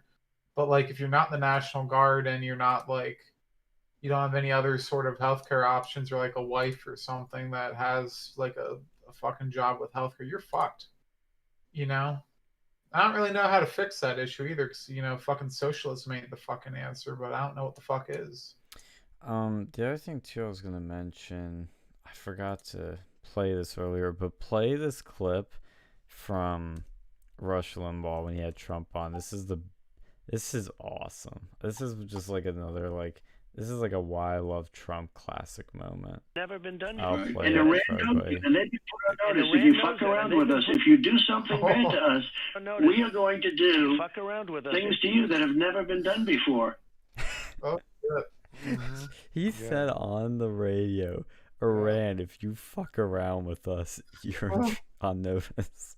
I love And fucking Iran Trump. knows that, and they've been put on Mhm. notice. If you fuck around with us, if you do something bad And to us, then you get like the we are cuck going to Republicans out there do like, oh, you said the things F to word, you you that can't have do never been that. done Oh, before. no. I love the Politico headline for this. Like, I don't care if it's supposed to be a positive or negative spin. It's funny. It says Trump drops an F-bomb on Iran. That reminds me of that, like, there's like an old fucking who is that puppet dude? Jeff Dunham. Like he had like one. It's like, oh, we dropped the A bomb. We dropped, like, they have the A bomb, the H1, so I'm gonna drop the F bomb, and it's like with the one weird puppet. I was like, oh, I guess we just did. Yes. Yeah, I miss that guy too. Like, you know, that like fucking the puppet dude, the Jeff Dunham man. Like, I've seen him twice at Penn State. He's just kind of like, I don't know. He's kind of, I don't want to say he's gotten lazy with his content, but it's like he seemed to have like a peak, and he didn't really seem to. I mean, he has gone. Like, I still find him funny. Like, don't get me wrong, but it's like I feel like he can dig a little deeper and do something a little. He needs to like spice it up a bit. well, you have to be careful these days. Like, and that's like part of it. Like, half of his sticks, like, it'd be hard to really pull him off. That's the thing too. Is like when he was doing like his edgy shit. Like at that time, like, I mean, yeah, people kind of went edgier back then, but like you didn't see the stuff he was doing, like a dead terrorist. Yeah, but like you didn't have cancel culture the same manner that we had back then. True. Like you could get away with shit like, fucking like playing like stereotypes and stuff like the fucking jalapeno dude. Well, that's what have you noticed this too? Like when I watch like not even older movies, but like that's a good example. Some from like 5-10 years ago, I kind of get taken aback. Before cancel culture shit, I don't want to say you found it acceptable and now you don't, but you found it wasn't as like, holy shit, they're going there with that. It was just like, oh, that's edgy, that's funny. Now it's like, whoa, he did a stereotype like of Mexicans, like, whoa, dude, like, I don't know, it's a little hairy now. I mean, I still think it's fucking funny. But, no, I do, but what I'm saying is like, I don't want to say it's gotten edgier, but it's like it doesn't. It would not be able to be portrayed today without or creating controversy. And I've noticed that, like, too, like especially like early like 90s, late 90s, early 2000 movies, like Euro Trip and shit like that. And like, what was that? I just saw Van Wilder the other day. It's like, I think he called someone, the homophobic slur, as some people might go and say, like, there was shit like that all the time in those movies, but like, today you could not say something like that in a movie, or like if you did, it would have to be like, whoa, you just said, the F-A word, Yeah, that's a good example of a word that's like changed. Or look at even shit that Milo would say in like on college campuses in like 2015, 16. I'm like, could you imagine if he was saying that stuff now? Like the jokes he made about like Muslims and trannies. Nothing, no new shit in the chat. There's something in the chat's chat, I think. Do you want to hop in the chat's chat? Yeah, so we can. Yeah. I just wanted to see if someone wanted to go and join. Yeah. Hey, what's up? I heard a badunk, but nobody else joined. No, right? That was really weird. It's a Discord conspiracy. I miss like those old movies where people just didn't get offended at everything. Like, I mean, I always love watching older cinema. Like, what was it? What did I watch? It was like the 1960s Nutty Professor. I just like watching. I was like, yeah, I know this would be like, even that movie was like, it wasn't even like super offensive, but like some of the shit he did with the women, man. He was just like a fucking. The one with Eddie Murphy, right? No, the 60s version. There's a 60s version? Yeah. There's this. Actually, I like the 60s one. It was like, it's like beta cuck professor, He takes this like sexual enhancing drug or whatever, makes him like into this like Chad dude. And then he like absent-minded professor. Like, it was like, you have to go and see the 60s version. He's just like this super nerdy motherfucker. And then like he takes this fucking drug and he like turns into this like fucking Chad. And he like it's like the way he treats the lady is so funny because he's like basically like just like it was something like like the earlier Bonds and stuff with women. I like, found it. It would not fly today. It's a parody of Dr. Jekyll and Mr. Hyde, apparently.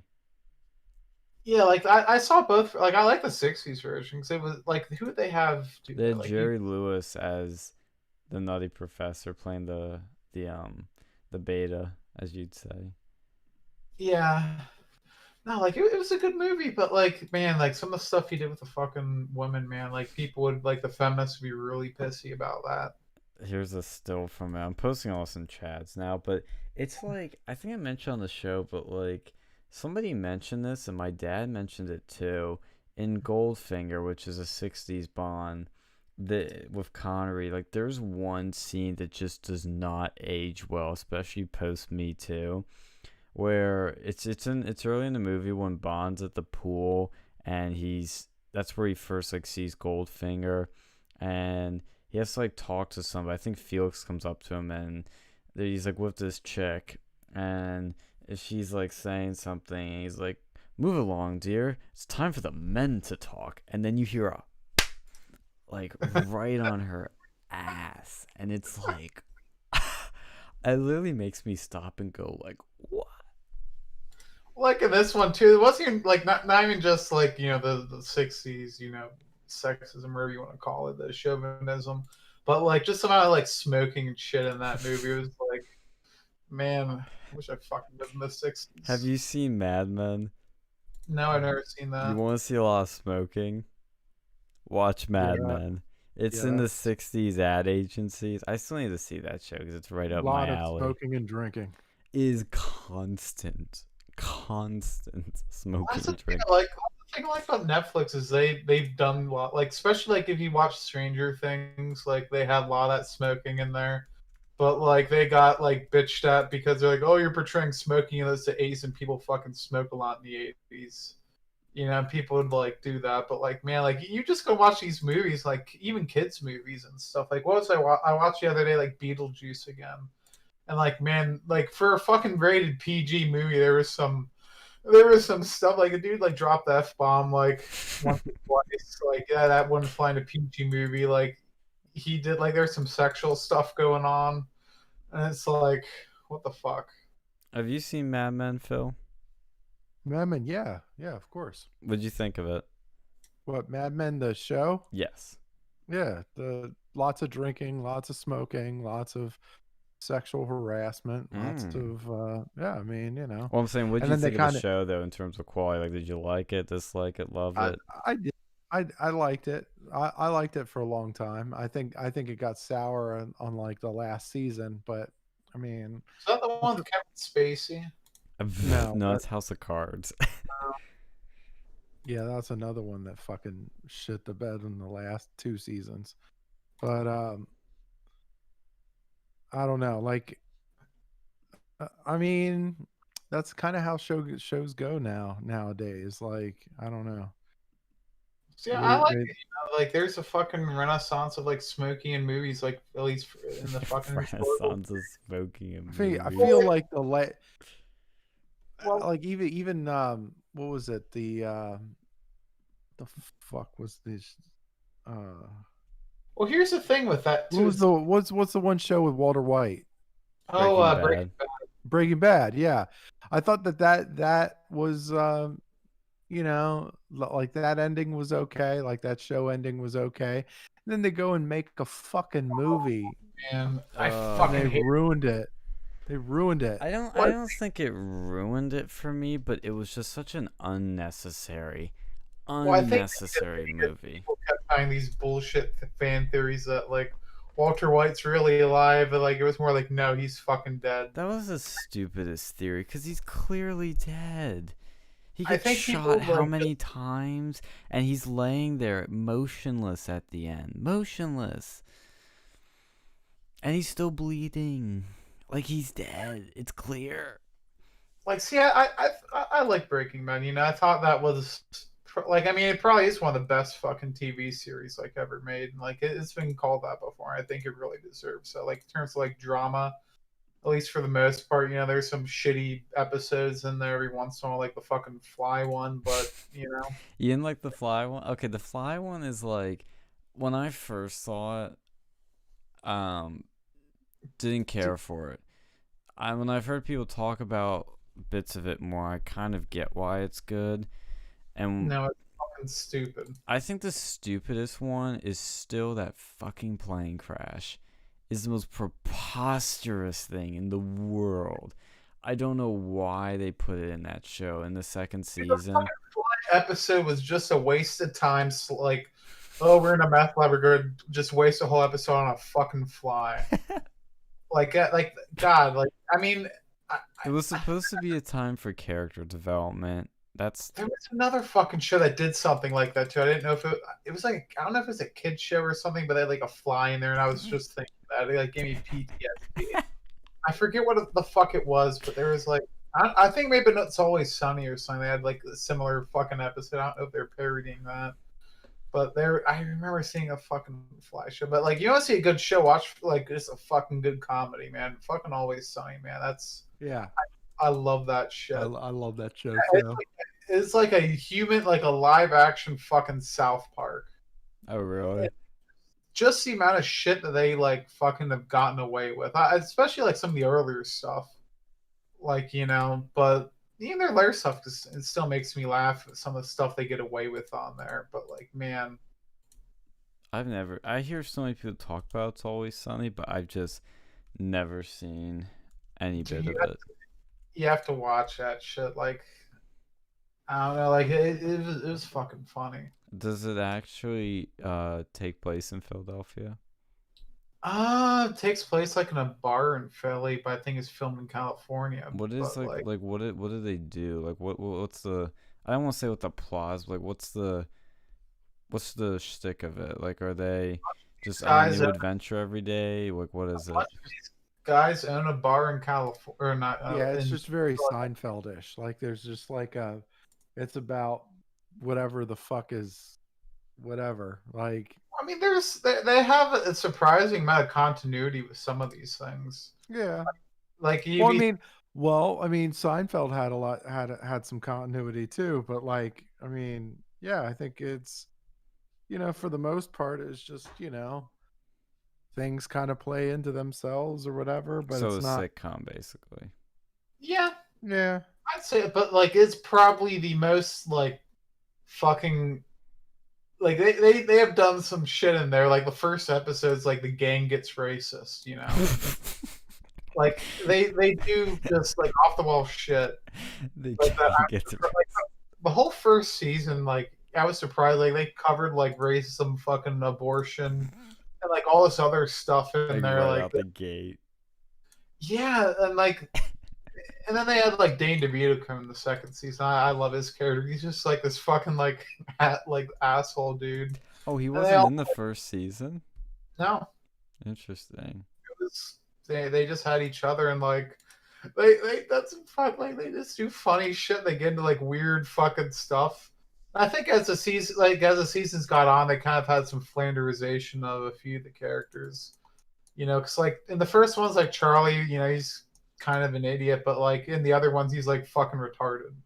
Like straight up, like he can't read. You know, he likes, you know, and then like the other guy, they just like kind of flanderize the characters. But that's with any sort of long running show. I'm reading the episodes from the first season, and here are the titles: The Gang Gets Racist, Charlie Wants an Abortion, Underage Drinking a National Concern, Charlie Has Cancer, Gun Fever, The Gang Finds a Dead Body, Charlie Gets Molested. Yeah, like they do just off the wall shit. Like no other show like does the same shit that they've fucking done. Charlie this is season 2. Charlie gets crippled. The gang goes jihad. Dennis and the D go on welfare. Mac bangs Dennis's mom. $100 baby. The gang gives back. The gang exploits a miracle. The gang runs for office. Charlie goes America all over everybody's ass. Dennis and the D get a new dad. Yeah, like they just do off the wall shit. Like in everyone, like they had one. It was like the gang makes America great again. You'd think it'd be this political thing, but it's like about like the sex doll of the one character because he's gone. Everyone like misses him. Like it's fucking funny, and like they're probably one of the most like surprisingly fucking politically neutral takes on a lot of things. Really? Oh yeah, the gang makes patties great again. like you'd think it'd be like this, like, oh, you know, Trump stuff. Like, I mean, there's like a time, like it doesn't even go and like really involve that. Like, it's fucking funny. You know, they just do shit. Like the gun episode, like it's not like really pro one way or the other. Same with the abortion ones, like the dudes hitting on someone at like an abortion rally, and like, you know, it's funny. You just have to fucking laugh at some of the crazy shit they do. I'll have to try it because I've heard people recommend to me, but I've never cared to like dive into it for whatever reason. I know it's on Hulu and like FX now or whatever. Yeah, it's an FXX show now. But I definitely recommend that because, like, I know South Park. I don't know. Like, I used to watch a lot, but like, I don't know. I didn't really like it. I think they started to get too hard with some of the continuity on like the one season, and I kind of just never found South Park as funny as people make it out to be. That was always my thing. Is like there'd be like one or two episodes that were funny, and everything else is just like, eh. Maybe I have a different taste of humor. I don't know, but like, it just didn't really. I mean, maybe I'm missing out on some of the funnier episodes. Maybe that's why. But like, I don't know. It just never really hit me. Like there were some funny skits and stuff that would like the fucking the famous PC Principal episode. Like I think that's great. The 23andMe thing was funny, but like beyond that, I don't remember much else that was funny. Yeah, less sort of like seasons. It goes in seasons. Like there's some seasons that are funnier than others. Definitely. Like I think more politically neutral than they are now. I think. Yeah. I mean, like I felt like at least before this season. I mean, even some of the episodes last season, they had a couple that were like really funny, and then like I don't know, they're kind of hit or miss. But like I felt like South Park's probably one of the most ideologically intelligent cartoons out there, believe it or not. Like I think I agree with because that. they take something that's so stupid and they turn it into something ideologically like, oh, like you look at the PC babies, right? Where they made they had the piece of the woman, right? The strong woman, the strong woman competition, and then they had the they allowed trans people to compete in the competition, and it was like the trans woman was like a fucking Randy Savage or look-alike, and it was like, and so anytime that the PC principal would say something against the trans Randy Savage athlete, the PC babies would cry. And basically how it was like the PC babies represented the the Twitter mob, or like the public, like the general public, like that. It was so good. Like, and then like it ended with PC principal saying, wait a minute, this situation is actually more nuanced than than just going along with it. It was so like incredible how they talked about this thing by making something completely stupid, like, and it's stupid and funny at the same time. I loved it. I freaking loved it. And then of course the China one, the one where they cut on China, that was fucking hilarious too. My thing is, like, I just feel like they've sort of like gotten less edgy over the years, like significantly. They've definitely gotten less edgy. Yeah. Like fucking with the leftists, because like you see like transgender one they did with it was like they made it do like part like fucking dolphin and stuff, and then like in the later seasons like they went too pro, like I don't know, I didn't like that. They cucked on that. They used to incorrect They take. don't make the episodes like they used to. And that's what I was gonna say too. Is like when they would attack like religion, like, didn't they do it on Islam? They had that one where like they had like the super best friends and they were they like one with Muhammad and he had to be censored and they like fucked with it. They censored that like pretty much like half the episode, like in a joking way, like there's a black bar around fucking Muhammad.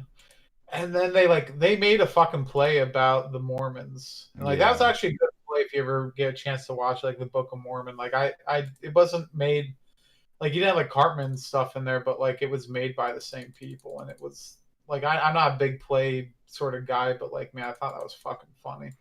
And that's why I thought like it feels like around, I remember some of those older episodes used to get like freaking like national headlines for the stuff they would say or do in it.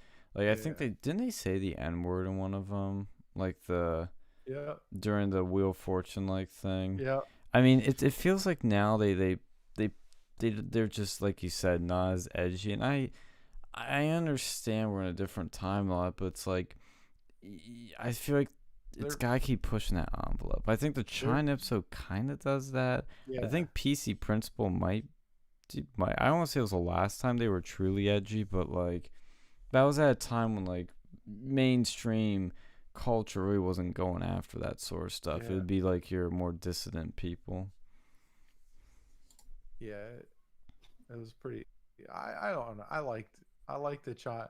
I liked the China one. That one pissed off the Chinese. Like, I think that was like banned in China or something like that. That was, Yeah. That was a cool one. I liked the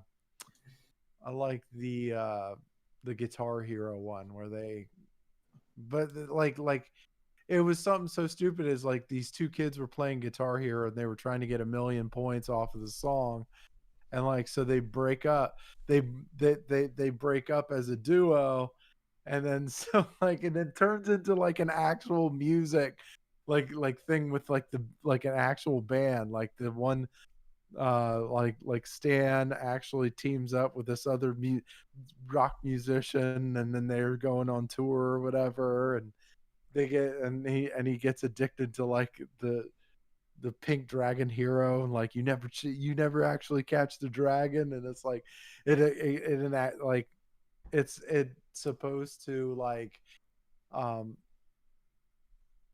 it's supposed to resonate drug use or whatever, and then like and you got the other guy that's like doing playing Guitar Hero at like a bar or something like that.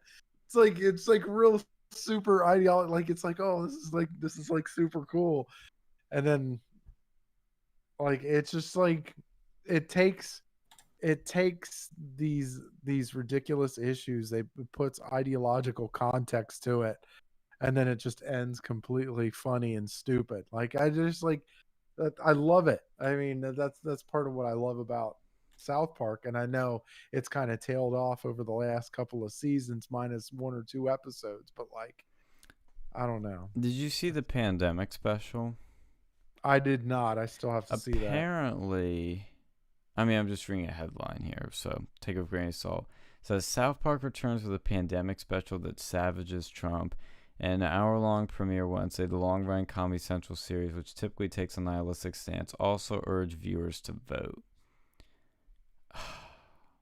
I hope it's not what I think. Yeah, see, I don't like that shit. Yeah. Yeah, see, it feels like it almost feels like they would be the to me they should love Trump, and I know they should satirize him. That's great, but they felt anti-Trump to me.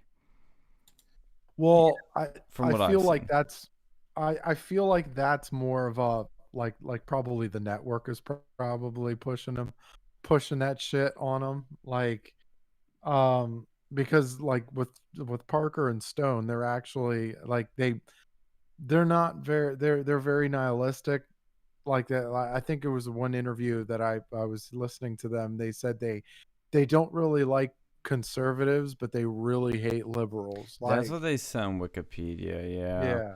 But it feels like they claim they're libertarians, and I always when somebody says they're a libertarian, that is a cop out. That either means you are conservative and you're just saying in a more socially acceptable way, or you really are libertarian. And it's like, okay, you're gonna get me ranty now. Yeah. Here's another article that talks about this more.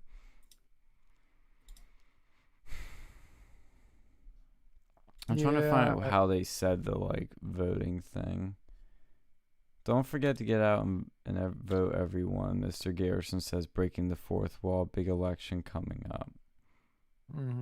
I find that fucking stupid. Like, see, I don't know, man. I feel like beforehand they would like early 2000s one they would have never done that.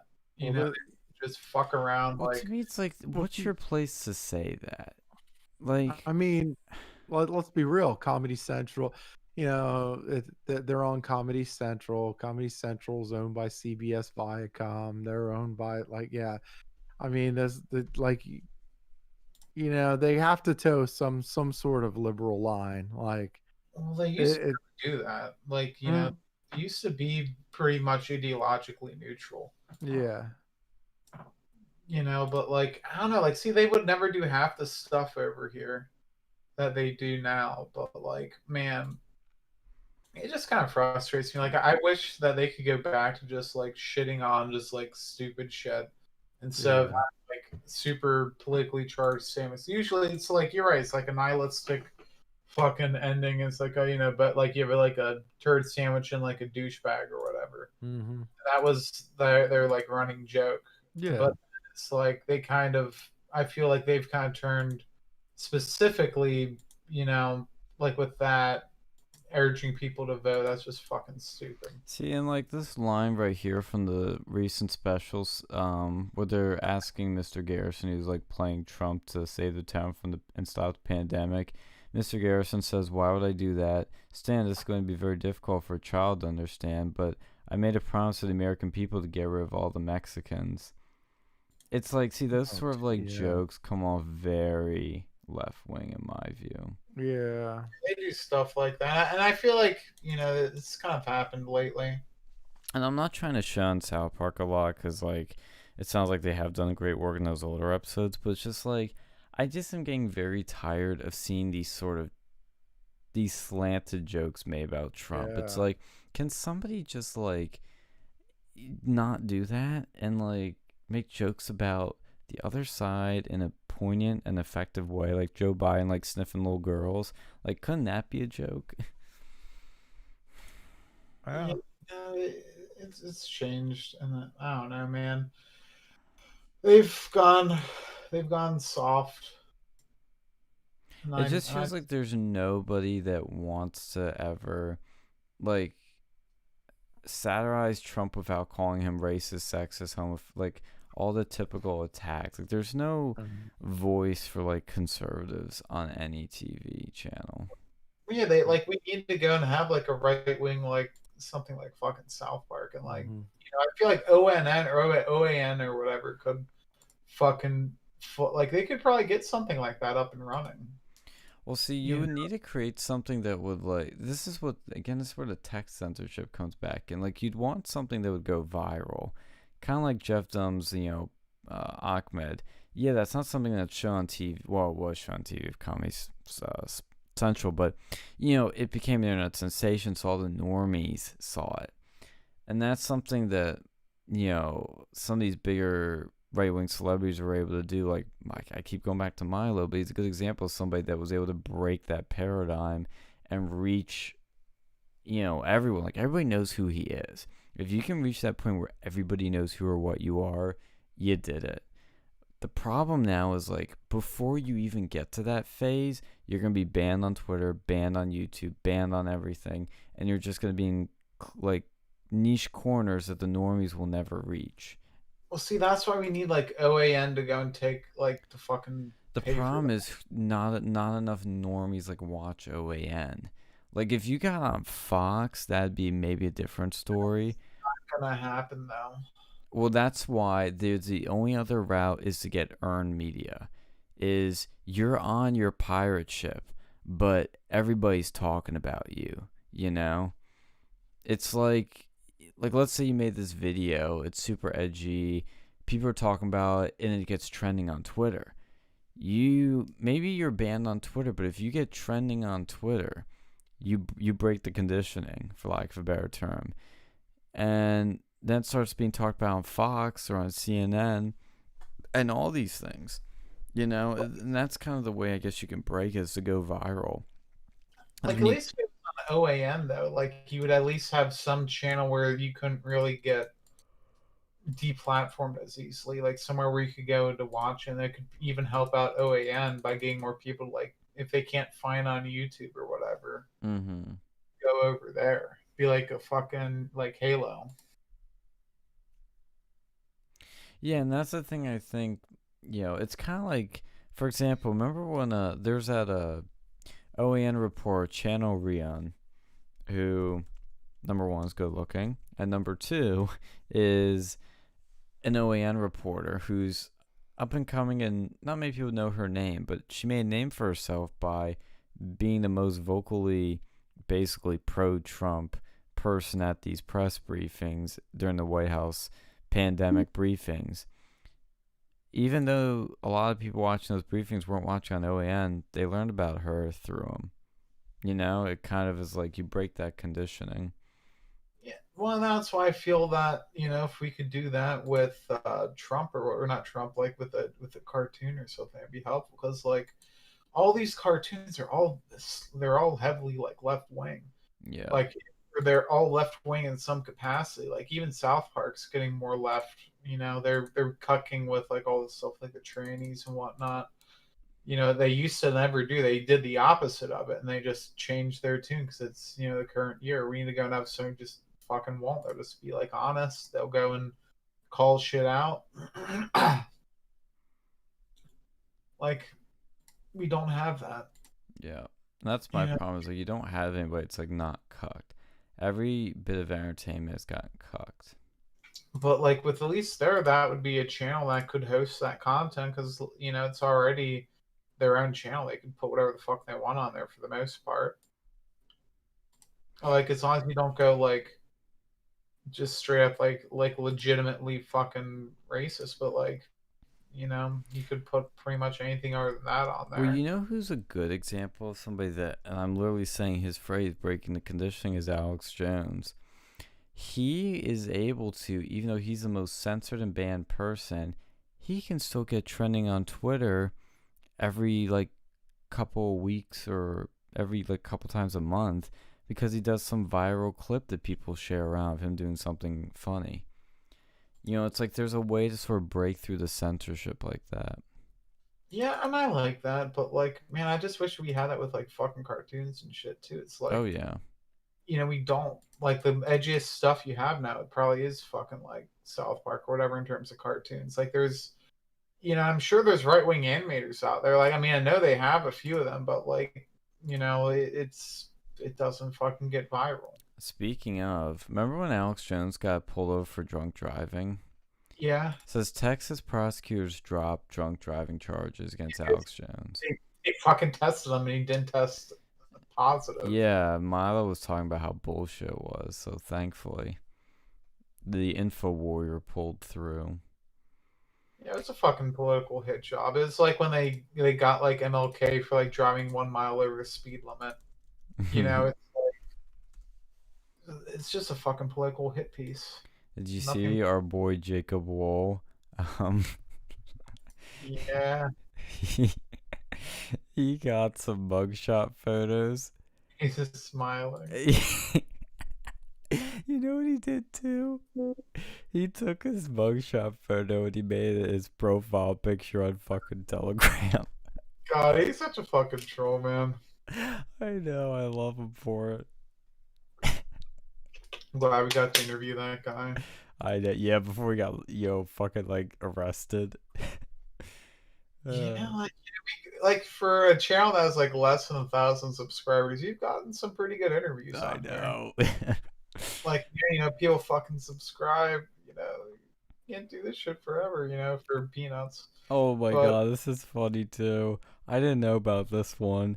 says both Wool and his lawyer Jack Berkman made false accusations against Democratic candidates, including an incident last year when they allegedly pushed a Michigan college student to make false sexual assault allegation claims against Pete Buttigieg. That's funny. Okay. I fucking hate false accusations, but it's a Democrat party. They had fucking Christine Lazy Ford out there. And they did the Pete Buttigieg. Like- Of all of them. I'm so glad I got to meet him at CPAC too briefly. Like I tweeted one of those photos out, like, cause he did like one of his press conferences at CPAC. I actually got him to ask him a question, and then I shook his hands with him quickly at one of the after parties. He's actually only a month older than me, I think. No, oh shit, I'm actually 2 months older than Jacob Wool. See, man, you feel old now. Like, you could be in prison right now. I'm older than Nick Fuentes and Jacob Wool. Yeah, like, see, that's what always, like, pissed me off. It's like, there's always, like, young people, like, doing shit with their lives, like, being internationally infamous, but, like, I'm over here, like, not making any fucking waves. I know, it is frustrating, but I'm telling you, that org, Uncensored America, is gonna, if there's something that will make or break us, it's that. Yeah, I'm telling you, make that fucking book, 1 or 2 books, you could get fucking famous. You could get, like, on the fucking New York bestsellers list unless they take you off. Yeah, good luck trying to get on that. I would make your first one, because, I mean, there's some interesting situations in there. Yeah. Oh my god. Fucking funny. I don't know, man. It'd be fucking great. That's what I'm telling you, man. You get that book ready, you make that, like, man, you could be fucking famous. Then you can use that to go and use that fame to start up your organization. Then in 2 years, whatever, release your second book. I don't know if the book would ever become, like, I don't know. Like, I feel like it could be a bestseller, but see, that organization, dude, like, all we have to do is, like, one controversial speaking event, and then people are gonna notice. I've already got some connections, so it's not like I can't get the people. That's the hard part. That's gonna be the hardest part. Funding. And then, because I need to get donors, and then donors come with strings attached, and it's like... Well, yes, and that's why I think, like, in the early days of it, like, we can budget it, we can, like, bootleg it, we can, jerry-rig it, like, whatever the term is, to, like, fucking, like, budget, bootleg, is that the term I'm looking for? Like, You're just gonna steal, like, fucking movies and shit. Like, with the camcorder. Wait, what? Like bootleg. I mean, technically, bootlegging is all the way back to Prohibition, where you go and hide liquor, and like the bootleg. You're defining bootlegging. I meant the term I was looking for was like, what's it called? Like startup. Like, when you're like cutting all the corners and like doing things for as cheaply as possible. Like, what's the term for that? I don't know.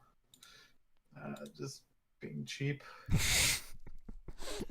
Like, that's one thing. Is like in the beginning, it is like a startup where you're doing what you can to get by, and it's like you could just do like one, like just bringing Milo back to a campus would be a big fucking deal, and if you actually pull it off, it's a big fucking deal. At a Big Ten school, big fucking deal. People will notice. People will be interested. You can bring, like, especially like now with the Proud Boys being like, I mean, again, the pandemic screws us all up, but like with the Proud Boys back in the headlines, like if you brought Gavin to a campus, that'd be a big deal.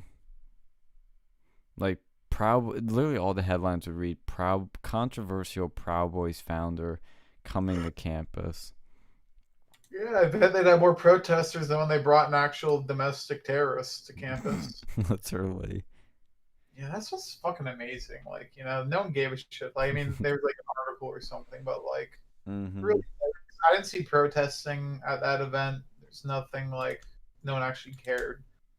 No. But like, if you brought like fucking Gavin McInnes, someone who's like not a domestic terrorist, I'm sure there would be like fucking riots. Oh my god, get him to have security with the fucking Proud Boys. Yes. Yeah, that would be a fucking headline. We can't afford security. Penn State won't provide, so we just bring the fucking Proud Boys. Oh my god, what was that like? Yeah, back me up, Proud Boys. What did Trump say? What was that quote? Stand by and Oh my god. they had shirts that said that, but Amazon banned them. Oh, stand down and stand by. That's funny. Yeah, what? Why is Amazon ban that? Saying stand down. Well, That's not. well because you know, they banned all Proud Boys merch, I think. God, what the fuck? Oh, yo, there was something I noticed in a movie too. What is Proud Boys shirt? What's the name of those shirts that they Fred Perry? I saw something that made me laugh because of the context. You know what Fred Perry's are, right? What? So the shirt the Proud Boys, they wear Fred Perry shirts. Like, they all wear this brand of shirt that's called Fred Perry. Like, it's a shirt you can buy. This is a female version, but, you know, it's the same thing. Look in the Chad's chat. See how it's black with, like, these yellow stripes, and then it's got that, like, laurel wreath thing on the insignia there? Yeah. The Proud Boys all wear those shirts, like, as their sort of, like, uniforms. Alright, this is what made me fucking laugh so much. Oh my god, there it is. Look at yeah, okay, we'll use this picture for you. You've seen the Kingsman, right? Which one? The first one. Yeah. Look at the main character. You know, the kid Eggsy. Oh, He's that's a the same proud one. boy. He's a proud boy. Oh my! I heard that like who's it? That George Takei guy was trying to go and take back the term Proud Boys. Oh yeah. Well, on Twitter they were doing hashtag Proud Boys, and it was doing like a gay pride thing, Proud Pride. Yeah, and they were trying to like make it you know, whatever again. Wasn't that the whole thing of the Proud Boys? Like it was a joke because like It was a joke. like because it did sound pretty gay. Yeah, it was God, there is such a long history, but like it basically started off as a joke, and then now it's become this fucking thing. It's name dropped in debates, presidential debates. Yeah, he's fucking made it, man. He's got his organization talked about by President Trump and Joe Biden. Like, man, like these people just like they're fucking more misunderstood than the Great White Shark, man. Dude, the Proud Boys is the most misunderstood, most smeared group in America. Like what was it? I saw like there was a fucking Reddit post like in the technology section they brought up like they were They cheering bring up they the like Proud Boys. yeah, they were like cheering that they got like deplatformed from like Google or Amazon services or It was whatever. probably the like I said, the shirts being banned. Yeah, like they were like all circle jerking that. They were like talking about how like, oh, you know, they're criminal organizations. Like, dude, they're fucking frat. They're a frat, yeah. Like, People yeah, think like apparently there's I need to talk to my one friend from TPUSA and CRs about this, but she said that there's this one professor that literally did like a whole like a lecture series on the Proud Boys. well, I'm gonna see this. I'm like, that's amazing. I laughed my ass off so much. I just couldn't imagine like literally doing homework assignments on the Proud Boys and then coming back for readings on the Proud Boys and doing lectures. I'm like that's unreal. It's like having like a chapter on Milo Yiannopoulos, or you know, it's like the meme breaking the fucking conditioning. Like, that's the left though. They like, yeah. Have you ever seen the left try to meme? They have like, you know, the right will just make like, you know, like a stone toss panel, and then the left will be like a fucking like 24 paragraph like fucking essay Yeah. about like supposed to make sense. Like it's fucking true. They can't fucking meme. They can't do a short, concise meme. It's all this like pseudo intellectual bullshit. You know what that reminds me of? Or What? who it reminds me? Remember that what do we call him? Waldo? Yeah, I was about to say, yeah, that sounds like that's why you know he's a leftist. Yes. You know, because people on the right don't make like fucking essays and shit They say about. LMAO, fuck you, you're gay, and that's it. Yeah, they don't go and like make fucking multi-page essays about like why they're voting for Trump or something stupid like that. When you can tell they're not actually going to be voting for Trump because Yep. I remember I said something today, and he ats me randomly. It's so funny. I don't even give him the light of day on these things. Like, cause like I literally went from like calling. Okay, I would call him out on his bullshit, and he would try to like dust it off. and be like, okay, so you're voting for Trump, and then why'd you work for Democrats? Well, yeah, I would bring that stuff up, and he would try to like cover, like, you know, he would like write paragraphs that I would never read, trying to like cover for it and like pseudo intellectually, like sneak his way out of it, and then he started like blocking me on Twitter. Oh no, he blocked me on Facebook and privated his Twitter, and I don't know if he blocked me on that, and deleted his article I call him out for. So then a few months later, he posts a picture of him in like a Keep America Great hat, acting like he's like seen the light now, and I'm like, weren't you telling us before that you'd already become a Trump supporter? But now he's acting like he's just made the transition again. Yeah, he's gonna give you like a 2-page fucking response, like explaining why you're dumb. Well, he in his goes from like, yeah, I'm a Trump supporter to like, you know what, guys, I wasn't sure before, but now I'm a Trump supporter. fucking attention whore. Yeah, no. And then he goes, and now he starts like, like when I post, like when I make points or stuff, he then starts adding me and like going like, interesting point there, Sean. Woo. And I'm like, what are you trying to do? You trying to grift off of me?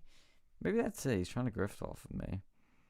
Yeah, this like see, I just hate those like pseudo intellectual pieces of shit. Like these like fucking academic. Like you can tell, like no fucking conservative is gonna write like a 4 page report on why they voted for Trump unless they're like required to for some sort of like bullshit class. Yeah. Does it for fun, And he thinks like, oh, that's what Republicans do, and he's in his like fucking pajama, like he looks like that socialist dude, like that meme guy.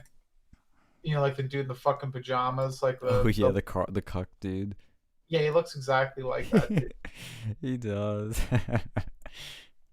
With the coffee cup and everything. Yeah, picture that dude with like one of those like dollar store fucking like disguise mustache things. Yeah, I found the picture. There he is, pajama boy. Oh god. Fucking cringe. Just imagine looking like that. Like, what are you doing? Pajamas. What was that? The boy in the cucked pajamas. Oh god. Pajama boy. Yep, I found him. Yeah. Oh no, I don't want a National Review fucking page. He would make like a National Review article. Yeah, I know. 20-paragraph fucking like a thesis statement as to why he will never vote for Donald J. Trump as a Republican. Yeah, but he fucking works for Democrats, but you're gaslighting if you say that if you work for Democrats you might be a Democrat. I don't know about you, but I'm not the person he would go and ever work for a Democrat. See, if I was in my current mindset, I'd be so much meaner with all these like people that would attack me for accusing him of being what he is, which is a Democrat. I would just be super like mocking. I'd just be like, oh guys, yeah, like he works for Democrats, he retweets Democrats, like, but he's not a Democrat, guys. Oh, he's just a Republican that wants to see both sides. Like, I'd be so cruel. Yeah, you can want to see both sides without working, like interning for a fucking helping Democrat. Them by campaigning for them. You are helping them win. Yeah, so simple. like, and the fact that like, and he thrives because most people in the college Republicans either don't care or they're too stupid, and they have like such like intention, like, oh, no one would ever lie. These people are so fucking stupid. Like, I God, know. I fucking hate the It's CRs, like man. They're brain dead. they're like young boomers in many ways, Fucking country club Republicans are brain dead and have no sort of sense of the real world. Brain dead might be actually the most accurate way to describe them. Not even low IQ or even anything, like really nails it, like brain dead. They are brain dead. They're fucking more vegetable than a fucking broccoli. Well, one of the people in the chat said, like, hey, I got a question for the legal folks here. It's in the CR chat. The old one, I was kicked out of the new one. The announcements one by just simply joining it. He says, what power did the Supreme Court have before Marbury versus Mass? And if the court does not have the ability to strike down laws unconstitutional, how to provide a check to the legislative branch? I'm seriously confused. And then we'll call him the boy in the cuck pajamas, goes, that's a good question. At 1776 MAGA Patriot 1776, I'm going to skim a chapter from one of my books at some point, try to get back to you on it. Oh, he's got his book, and he's gonna like. Dude, just fucking Google it. God. Yeah, but PJ Boy's got his book. He's gonna find the answer in his book, cause it's in writing, so it's truth when it's in a book in writing. It's not the same as Googling it, but he's got a book, and he's gonna tell us the real truth. Cause guess what? He's got a book. Like, man, he just makes my blood pressure rise. Right? They kicked you out of the other Republican chat? What was that? You said they kicked you out of the other Republican chat? So there's a new probably your students or whatever. There's like a new discussion one. They make a new one every year, which is gay. But they have a new announcements one. I joined it. I got insta-kicked from it. So I'm going to try rejoining again, see what happens. Because I was talking to their new president recently because he wished me a happy birthday like a couple days ago. And then he was like, and I started asking him like how things have been. And then he was like being nice to me. I'm like, dude, your peeps kicked me out of your chat. Like, what gives? Well, they might just do that so the only current like people who are in there. Well, that's what I think it is. But like, at least like tell me. I get it. But like, and I'm not butthurt over it. But it's one of those things that you should communicate better, because you're going to just piss people off if you do that. I didn't find where he added me. He tagged me. I keep saying added, tagged. Well, that's the thing with that guy, too. Like, CRs are that close to having the boy in the cuck pajamas as their, president. Like an actual Democrat, worker. And everyone was fucking gaslighting you in that whole chat, too. Like, it's so funny when he surrounds himself with, like, fucking brain dead idiots who think that like the CRs, that's like what a real Republican is. Well, it's just, I'll dive into that in a second because you're getting my blood pressure up now just thinking more about that just experience with him. But they were talking about Santorum running for, I think, governor in the chat, which is a stupid notion. And when Santorum would lose, too religious.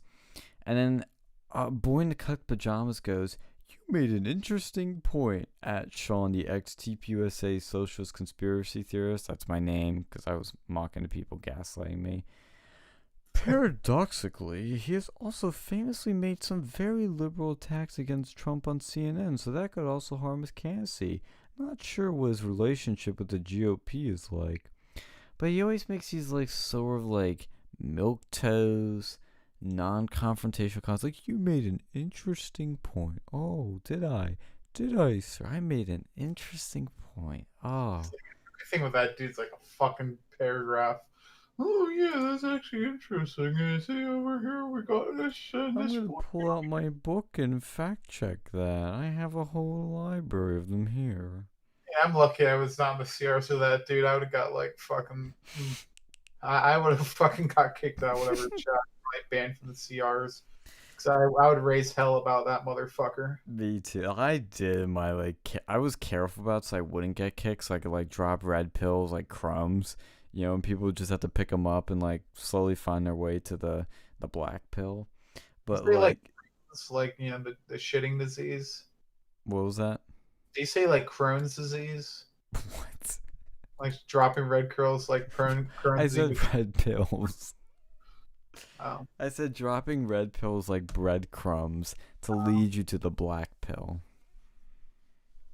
Yeah, But this guy. he like, you know, it's just like you can tell he's this grifter that just slithers around, and I call him out for it, and he blocks me and all shit, and he doesn't even attack. He doesn't defend himself. He doesn't attack me. That's when you know you're onto something. You're onto a weak, pathetic grifter, and most people caught on to in the end, but they didn't really say anything. That's what I hate about CRs, is that they are so non-confrontational. It's like, guys, I've explained this a million times, and you get part of it, but you don't get the bigger picture here. And they don't learn, and they just like, they have no balls, and it just frustrates me. The face when you've been to more college Democrat meetings than college Republicans, but still feel qualified to run for college Republican president. Literally. It's like they just don't fucking learn. That's what frustrates me. It's like I explained to them, and nobody voted for him. He got like 3 votes, whatever. But like basically nobody voted for him. But they still like, they keep him around. They act like everything's cool, and they don't like even go like, "Yeah, Sean, you have a great point." Like, "Oh yeah, answer this question." You know, it's like they don't do that. They're just pathetic, and it's. Yeah, they pretend that you're the one who's like fucking the crazy one there when they're all like, man, the idiots are running the asylum. Yeah, and it's like, get it. It's just, you know, I say it so much, but it's like we need wartime conservatives. We need people that are ready to battle it out, take some risks, break some rules to get shit done, but they don't want to do it. They just want to be the safe and comfy club for weak, simple, pathetic people. Like, oh, you know, like that Alex Jones's voice for like the intellectual. He goes like, I'm the intellectual. You know that voice he does? Yeah. That's how, if I were to mock Mr. like pajama pants wearing Waldo, that's what I would do, is that voice. Like if Alex were to mock him, he'd mock him like that. Should get an Alex Jones game to call out this guy. Yeah. Dude, I wish I had Alex's number. That's Dude, a number I want. People in the college Republicans at Penn State, they're a bunch of fucking like. I could just like text Alex, be like, "Hey Alex, look at this shit." You're like, "Yeah, Sean, that's a pretty bad situation there at Penn State. I ought to pay him a visit." Oh my god, I'd love to see that happen. Yo. And then crash the CR meeting. He comes in, he's like, "Hey, I hear there's some pussies in here." Yes. Oh my god. And he looks at the CRs. He goes, "Oh, that's not the pussy I wanted to eat." Walks out. Oh my god. But I'll chew it up anyway and spit it out. Yeah, tear up that pussy. I heard there was some pussy to tear up in here, but I didn't imagine it was this type. God, I can't do an impression right now. My voice sucks. Sorry, Alex. I don't mean to do that to you. But dude, that's another goal. Like, see, this is where I think we could have some fun with this org. Is like we'd get people like to really start shit. You don't want to do all your like speakers at one campus. Like you could do like Milo at Penn State, Gavin at, let's say, like Florida, and then Alex Jones at, I don't know, Austin or maybe even Michigan or somewhere. You do it like multiple campuses, like start multiple fires that these people got put out. You raise shit at all these, and then you're like, you know, you're getting so many people pissed off that you're starting to make a, you know, it's like where's the show gonna go next? Where's this traveling circus gonna hit next? My god, that's the thing. You should have done like a circus theme. Should have been like the fucking Clown Sean World or something. Clown World on wheels. Clown World Tour. Yes. Yeah, because I don't think Alex Jones has ever spoken on campus, has he? I don't think so. I mean, I've never really. I know he wants to do it. I've talked to you know, his people about it, and they're like, yeah, we want to do it. So we need to make it happen. Dude, that would be fucking lit. Just Yo, like, he was supposed to speak at campus but canceled it. Stanford. In a huge upset for the Stanford College Republicans, Alex Jones canceled his planned speaking appearance, forcing the organization to This is a great lead. I can't even read it with a straight face. In a huge upset for the Stanford College Republicans, Alex Jones canceled his planned campus appearance, forcing the organization to settle for Ben Shapiro. oh my god, why did he cancel? I'm kind of curious. I'm gonna read into it, but I love how they. Oh, this is satire. This didn't happen. Oh, this is like how we have the Foliesian for the Collegian. Like their Stanford version. Yeah, this is like a satire site. You need to go there now. What? You need to work with their whatever thing to get the fucking Alex Jones to go to Stanford. Yes. I just love how they phrase, like, if this was a real article and they said they had to settle for Ben Shapiro, it's like, yeah, that's how I would feel. I wouldn't want Ben fucking Shapiro. Jeez, I mean, you won't be able to afford him. Like, he's so fucking expensive. Alex would literally probably like come for like, he would probably be like, he'd do like the Sargon rate, cover the room, cover the hotel and travel expenses. Maybe he has like a small speaking fee, but he just like shows up and just like fucking wings it, He can make his fee back by selling like fucking Brain Force Plus supplements. Yes. Like after the Yo, what if we did like a fucking like stand, like a merch and like a drugstore, Alex Jones Pharmacy. Yes. You'd probably get taken down by the cops, but it'd be funny though. And to be clear, I'm not saying Sargon like winged his speech at Penn State, but he did have prepared remarks, but it was more like he spoke more off the cuff and whatnot. And Alex is the type of person, like from what I read from his or from what I heard from when Gavin was talking about the speech I saw at the CPAC after party that Alex Jones did. He said like Alex kind of just like puts these things together, like slaps it together, like not in like a half-ass way, but in sort of like an impromptu way, where he literally just like a few days before like said that they're doing this event, and then like calls up Gavin and is like, hey, can you come speak at my event? It's tomorrow. Okay, I'm coming. And like it's like that. Yes.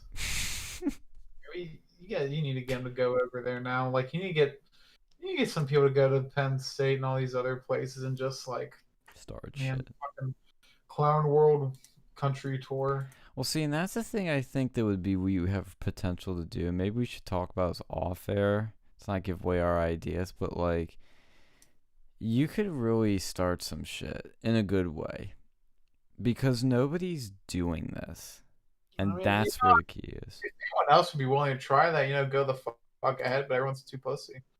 That's. But then the thing too is like you don't need a lot of people to make this happen, and what I mean by that is.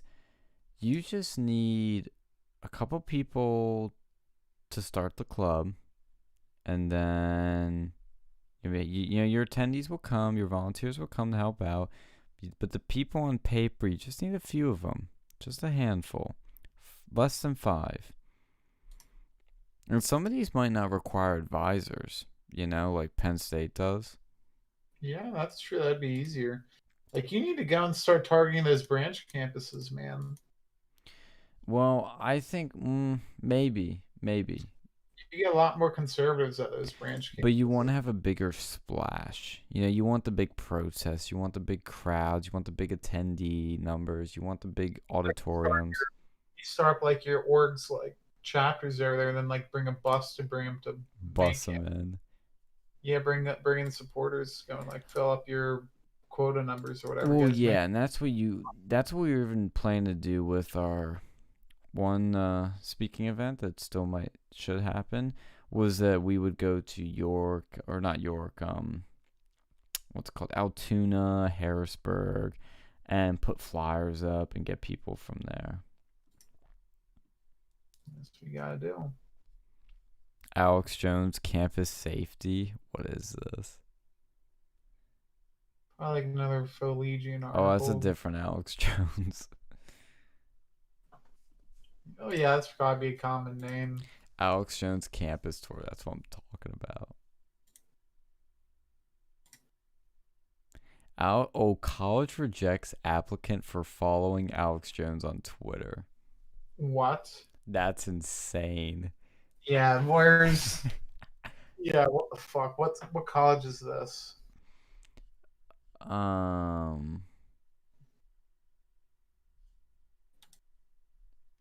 I'll post this.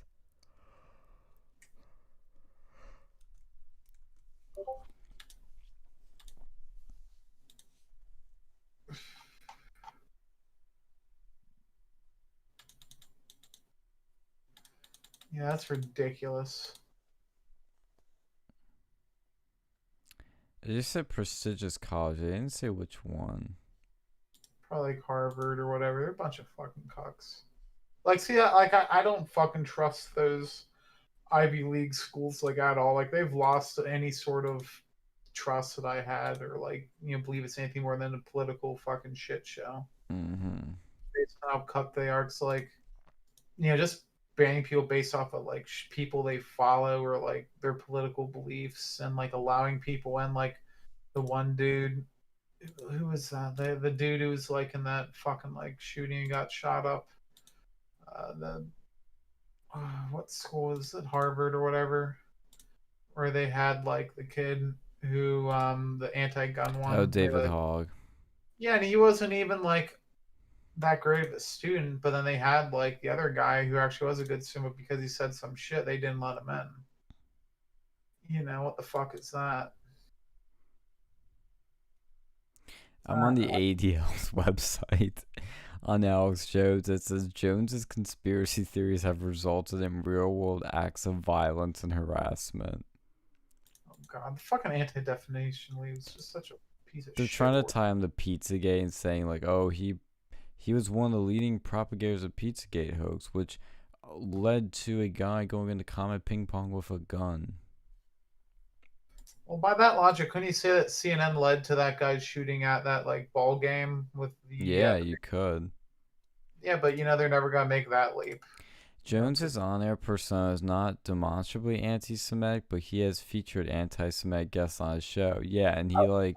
Who else does that? CNN. Yeah, Richard Spencer. Yeah, like everything they say about like InfoWars and stuff, you could probably like find an equivalency with CNN. They've had like Louis Farrakhan on there. They've had other people on there. Anti-Semites. Like, geez, he's probably one of the worst. Saying like, what was it? I'm not anti-Semite. I'm anti-termite. Yeah. Apparently, Alex Jones it said Alex Jones hosted Richard Spencer. Wait, this was January 13th in 2020? What? I said I need to look this up.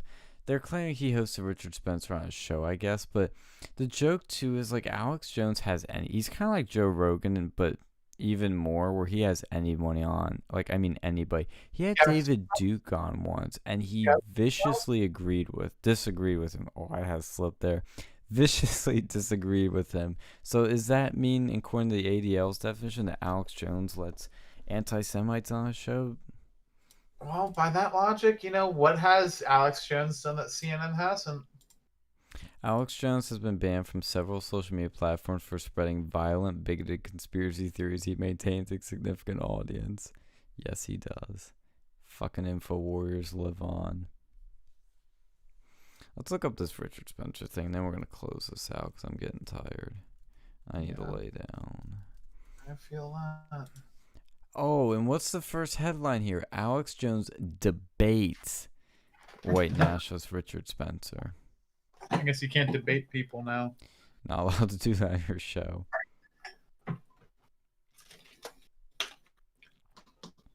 Let's see a clip of this shit.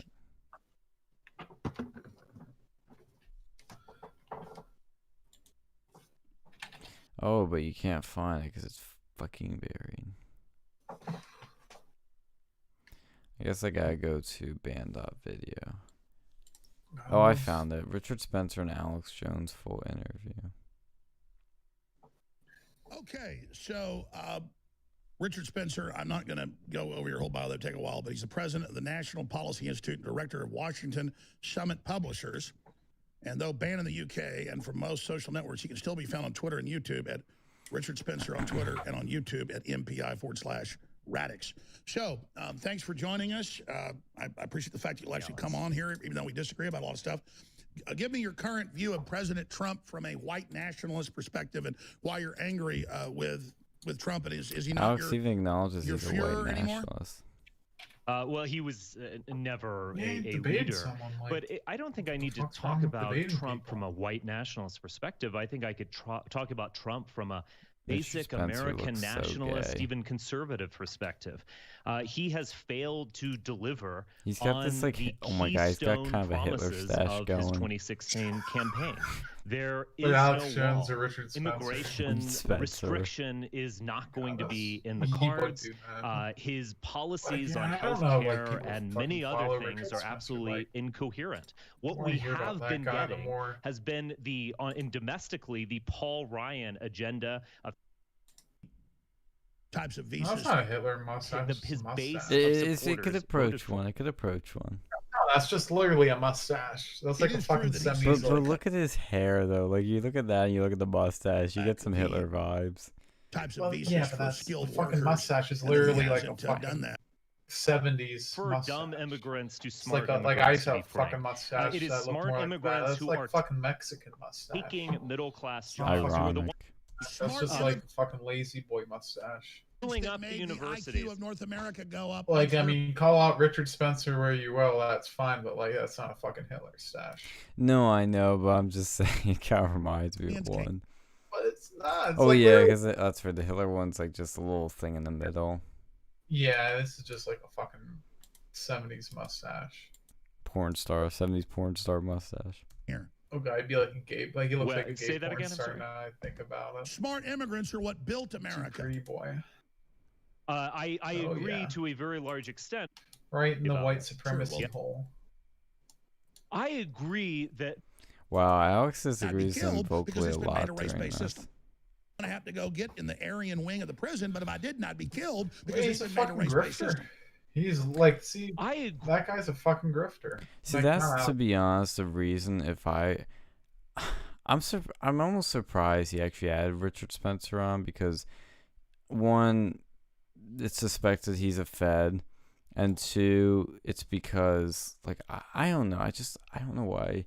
I get the idea of debating him, and I think that's what it is. That's a good thing to do, is to debate these sort of people. But I don't know if I'd really like, because if he is a grifter, like you say, it's like you're kind of I don't want to say you're helping his grift, but Well, no, like, you know. that's, like, don't get into that deplatforming shit. Like, that's, No, I'm not that's saying to deplatform him. I'm saying it's like, why would you even bother like inviting him on? Like, if he Yeah. came and wanted to come on, I'd be like, okay, sure, but like, I mean, maybe that's how it happened. Like, I'm just saying, like, well, I'm trying to say, I don't want to say he should be deplatformed or anything like that. I don't believe that. But what I'm saying is, like, is there really a point in having him on, like, inviting him on? Oh, I gotta debate him, I guess. I don't know, man. It'll create headlines. That's true.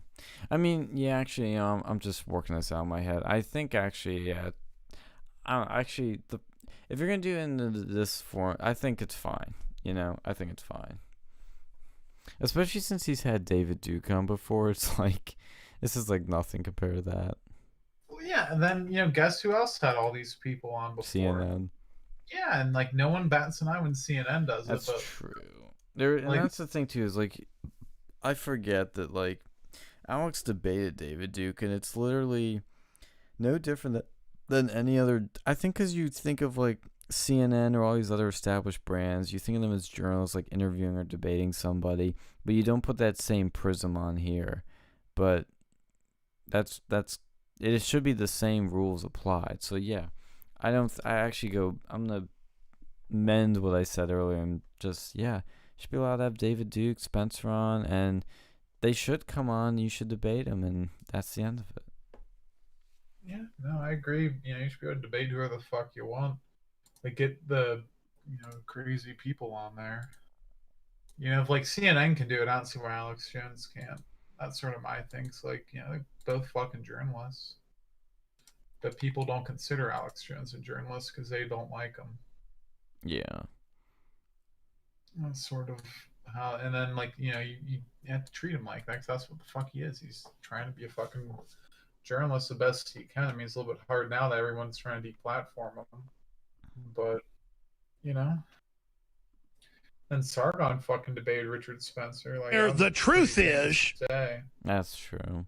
Yeah, and that's what gets confusing is like I won't say confusing, but the media tries to like muddy those waters. Big, oh, you had so and so on your show, you're a bad person.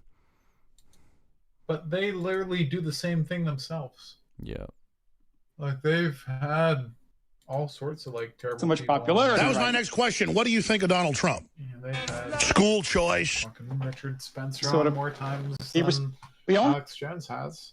But they Question don't apply one. the same standards. Right 'cause, now, oh, we're established journalists. Hey guys, can you Yeah, it's just this, Talking more like, about the good old Jewish boys issue, club because over there, some of that the- CNN people. Take a look at the Oh, we're Goldman established Sachs journalists. Oh, we've sir, had this and that, and, foundation. credentials and Good. fuck off. It means see again the West. Yeah. I think it's also this whole new climate we live in with this guilt by association kind of like, it wraps your mind like, oh, you can't be around this person or do this and that. Well, no, CNN wants you to think that so they don't have any competition. Yeah. That's how I think of it, at least. I can't see why they would apply certain, like why people would do that otherwise. It's there's a reason. Well, we're going to end this stream, though, since we're getting late. But thank you, everybody, for tuning in for another Real News. It was a pretty spontaneous, impromptu, off-the-wall show, which is always good. So, thank you, guys. Like, subscribe, and share. And wash your hands. And this stream.